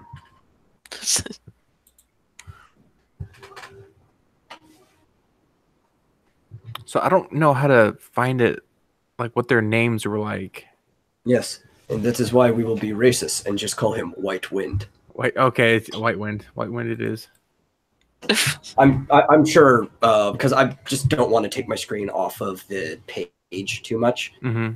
Afterwards, if I go digging, I can probably find something. I was actually, when I was doing, I'm really good at research, and I do this for my stories all the time. When I was writing The Outstanding Jackrabbit, I was able to find even the entire still archived language of the Lisuit Seed people, which would have been the people in Seattle. Mm. So I could probably find it. Oops.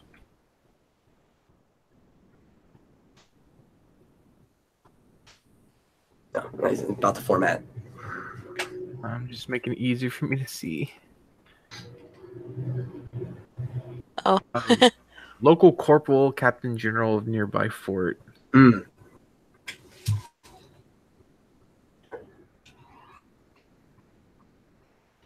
Oh, you know, even better is that the sheriff is actually really suspicious of Thaddeus, and he's like, like he doesn't know or have proof or anything, but he thinks something's up with him. But every time the corporal like comes into town, he just loves the guy, and it makes the sheriff mad. Like a brown noser. Wait. The sheriff loves the sheriff dislikes Thaddeus. Wait, who? Guy. Who likes the corporal guy or the But general? the corporal likes Thaddeus. Okay. That makes the sheriff mad because every time he's like, just like, wonderful guy, always reporting on the news, man of honor, upstanding. Gotcha.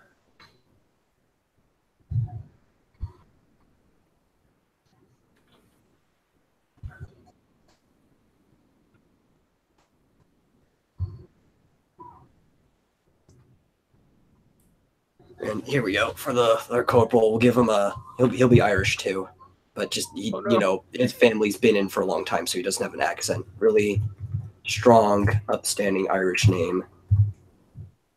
How do we spell? Oh, yeah, I think that's how you spell it. No, they'll correct me. Here we go. Gallagher. Kelly Gallagher. Believe it or not, especially at that time, that would have still been considered a boy's name.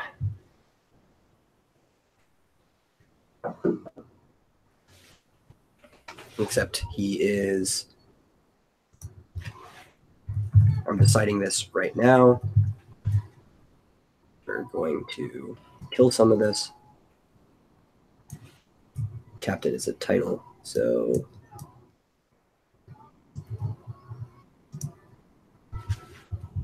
Captain Kelly Gallagher.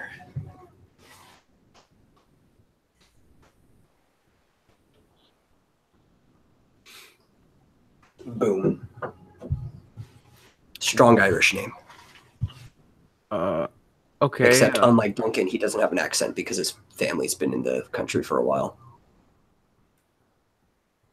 Let's see. I guess informants can have like just random names. I guess they don't have to be too important. Well, I mean, that can build up too. And then kind of like with the Shadow, it could be somebody that he saved in the past.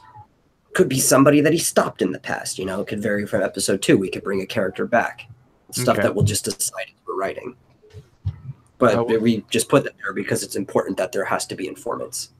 What about the Shaolin monk? Names could he have?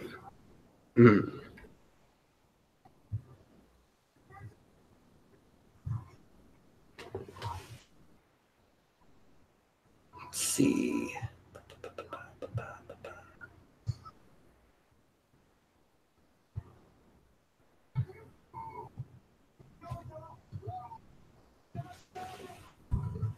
And then let's fucking the cursor always gets me, man.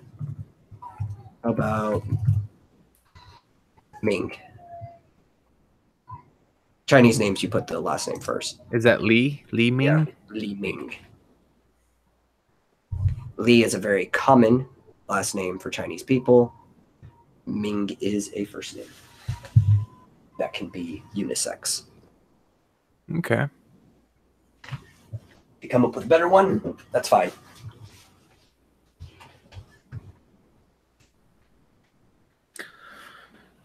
All right.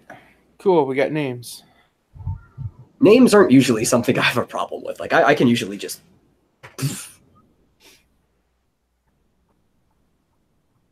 Like, even Clarence's last name can be, Whitaker. Whitaker. Also a very common last name for the time period. Just reminds me of Mr. Whitaker. From what were those called? Adventures in Odyssey or something? Maybe that's just a homeschool thing, though. Adventures in Odyssey. I'm trying to think of that. It was a like cassettes. Wits End, Adventures in Odyssey. Not familiar with it. It might just be a homeschool thing. Maybe it's just a Christian homeschool thing. Oh yeah, it's focused on the family, so that was probably why. Very Christian oriented.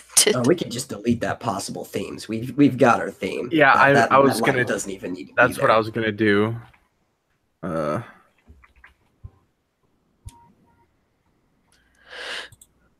Oh no! I accidentally exited out. Ah, dang it! No. Oh wait, no, I didn't. There it is. I just opened up a new tab. Okay, look up the years that President Grant was in office.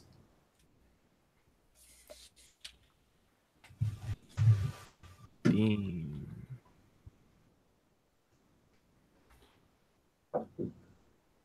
1869 to 1877. Okay, so this is going to take place in 1873. Boom, decided that. Boom. Sometimes you just need to make random decisions and then just roll with it or change it if it doesn't work. But if a decision doesn't get made, then you don't have the chance to change it.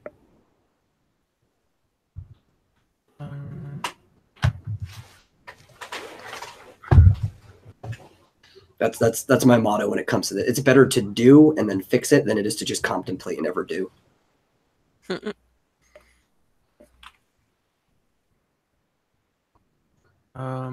Let's see. We have decided that he owns a newspaper, so yeah, that's not a question anymore. I wanted to do a job. Or yeah, whatever, day job. You could put owner/editor-in-chief. Yeah. That's what his job would be.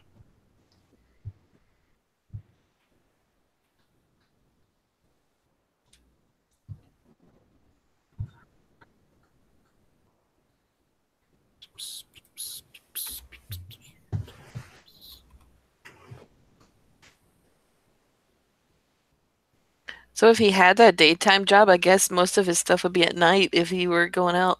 Yeah. But that's usually the most common theme with any of these.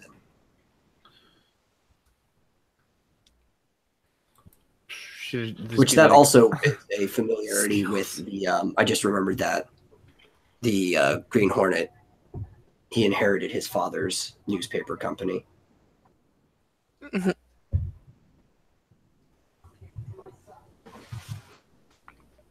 That's probably why that came up before.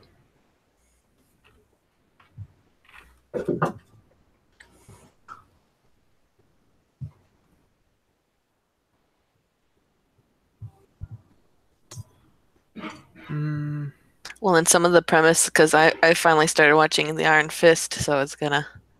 Oh yeah, Iron Fist is okay. I really liked it, but I can admit that it was probably one of the weaker ones when it came to pacing and stuff.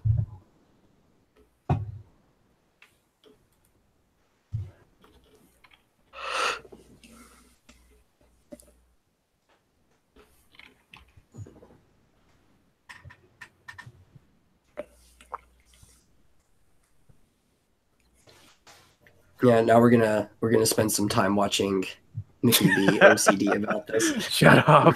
I'm trying to make it easy to read. And I'm just confusing. Okay, here we go. Ooh, the title screen or something. It could be like an newspaper article type of thing. It could look like that, yeah. Mm. It wouldn't be too hard to make at all. Whatever the name of the episode is could be the headline or whatever. Yeah.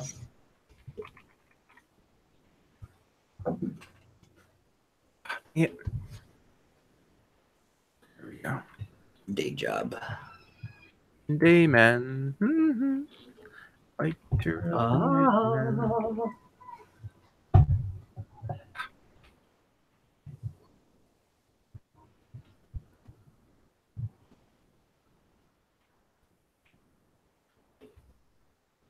Newspaper. And I'll somehow convince so Mickey doesn't have to play the clown. I'll get Danny DeVito to play the clown. Ask me how I'll work my magic.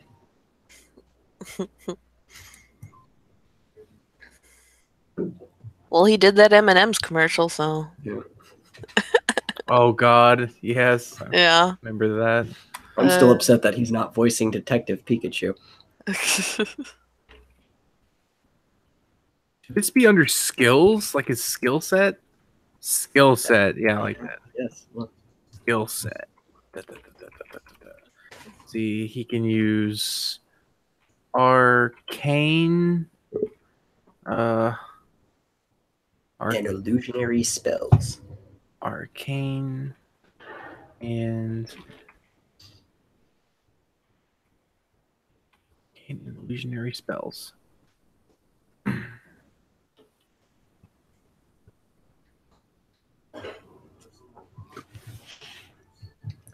If you want to also put under his skill set, he has really good deductive reasoning because he was raised by journalists, which can add to it's a crime drama, so there's going to be some type of detective work thrown in here. So, okay, since he was raised by journalists, it makes sense that he was raised to be able to research and look into things and connect patterns together.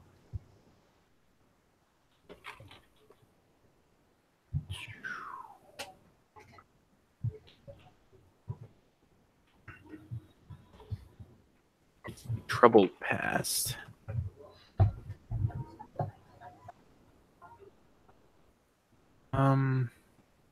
Dead parent or parents died. How did his parents die again? Ruffians. They get in their caravan, killed everybody, took supplies. Killed on the road by bandits? Yeah. He survived by being caught under the wreckage. They didn't see him. And that's when the medicine man came in. Boom.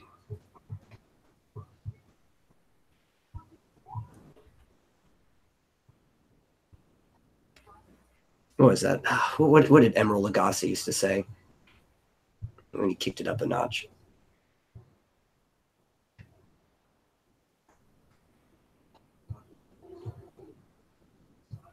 Taken in and taught or not just taken in by medicine man. You can even just say White Wind if you want. Oh yeah, we have names. We've got a fairly racist name for him. I think we're doing something right. Isn't it Blackwind, Tommy? Jesus, what's with you? Why's it gotta be white? Yeah. Exactly.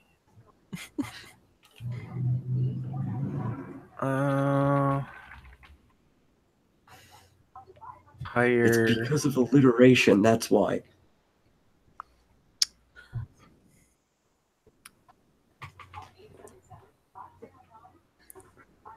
Oh no, here we go. Oh yeah, second layer. Yeah, this is his day attire. How many levels of outline are you on? We need to go deeper. I'm appropriate 3-piece suit and bottom hat. Suit. This is sweet. Oh, sweet. He's wearing a whole 3-piece suite. Oh my god, that's gonna be difficult, man. It's gotta do what it's gotta do. It's okay. It's probably still not as bad as most of the spelling mistakes I made. So, but again, nighttime attire. that's why I have editor. Skull face paint and then I was about to say banana. Banana. He has a cape, right? His face. Skull face paint. And then the cloud whips it, and the banana is still intact on the outside, but it's split in half on the inside. Cape. Wait, did we want him to have a bowler hat as his? Yeah, no, I think we decided bowler for the normal because his like little Okay. magician outfit thing's gonna have the top hat. Okay. Bowler hat and a top hat for his nighttime. Yeah. Because the top hat's got more of that like Nighttime. magician look anyway. Daytime. Now he's tuxedo mask. Tuxedo. Most useless character ever. Actually, worse than useless. He was hypnotized more than anybody else on that show. Sailor Moon? Yeah. I love Sailor Moon. Such a good show.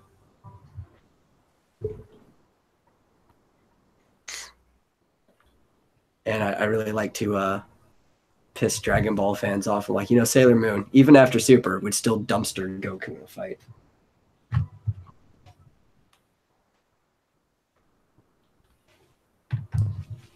All right. I can back that up with evidence. Only thing that we haven't really touched a whole lot on is the villains. Yeah. But do I mean, more we have villains. I guess we can name some of them, but there's gonna be like And more we might than- even change that anyway. And a lot of these are potential. The only two that aren't is the main dude who's like the crime lord and the Evil Clown. because the evil clown's got to be in it. Evil Clown. Of course. Yeah. Of course. Whip wielding Evil Clown. Aha. Throw spaghetti at people. Spaghetti. I think I have video of him, there's video online of him too, so. Yeah. I think you tagged his page as well, so it would even show up. Get your inspiration.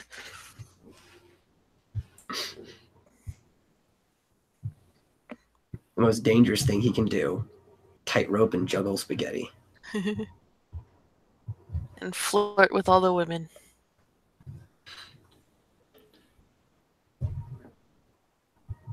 Oh well, our evil clown has to flirt with all the women. What's our guys' personality gonna be like? I haven't really touched much on that. Like, is he gonna be? Well, I know he's gonna be a nice guy, but Oh yeah, he's definitely going to be suave and charming in his daytime. okay. Let me go ahead and add that in. Eh.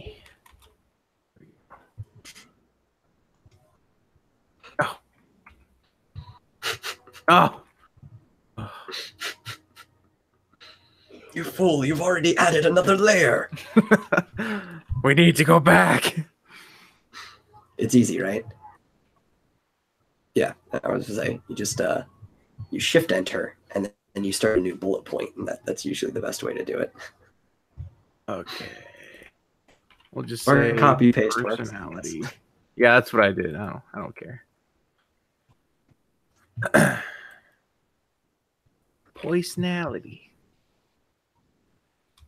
So suave, was that one of the things I heard? Yes, is suave and charming, which usually those two kind of go hand in hand anyway. In fact, they have very overlapping traits. Let's see. Suave, charming. Anything else? I mean, those just. Yeah. I mean, when putting up a front, I don't know if you need much more. If that's not like, that's just like true. what people see of him.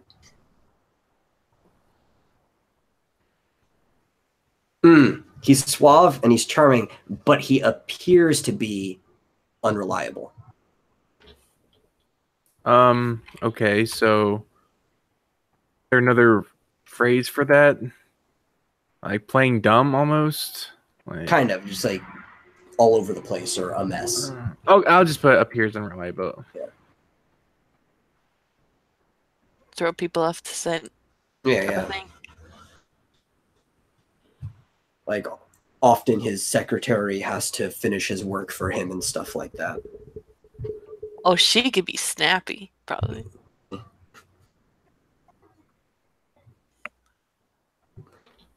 Oh. No, I think I would prefer the secretary was just like exhausted all the time. Like she's just really nice and is just too agreeable, so she's just like constantly exhausted and sighing like, whatever you say. Okay, fine. Whatever you say, Mr. Gideon. Right away. So what about his nighttime personality? Oh, let's see. Let's think about this. I think he should be a lovable asshole when he's Okay, that's a good description. Yeah.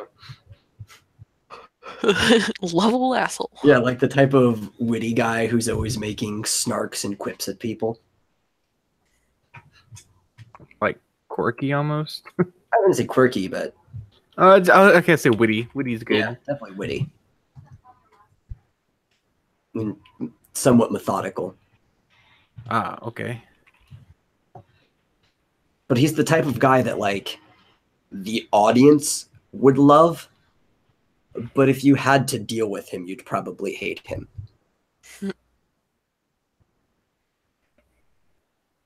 You put So methodical. lovable asshole. I Wait. said like method. I'm not even sure if methodical is a word, but apparently it is because Google wasn't trying to correct it. Yeah, I know.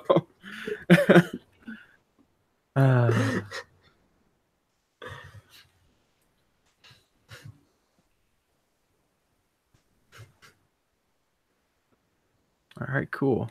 Yeah. I think we have a very well-developed character right there We do. that can totally be fleshed out in detail per episode. Nice. So what? Okay, we take this. Now, what's the next step? Like, nothing we necessarily have to do right now, but Yeah, I don't know if there's anything else we have to do now. I think it's pretty much the overall. The next step would be, I think, stuff we do offline, like making an outline and then maybe working on the first episode. Okay. Yeah. Okay. So yeah, I think we're actually probably done. Yeah. Unless you guys can think of anything else. Not at the moment. Mm-mm. Okay. So oh, I still got this stuff here. You know what? Let me kill this because I have another page already set for that and we're not working on it. So boom. I guess I'll close out. I don't think anybody watched this stream. I mean, if they did, they were rude enough not to comment. So yeah, but hey, if you enjoyed it, live or in post, thanks for watching and look forward to, I don't know, whenever the heck this actually gets done. Next time on Dragon Ball Z. Where's no, it's not it. Can't close the stream out if I can't find stop. Woo! Hey, I'm outside and in black and white. Okay.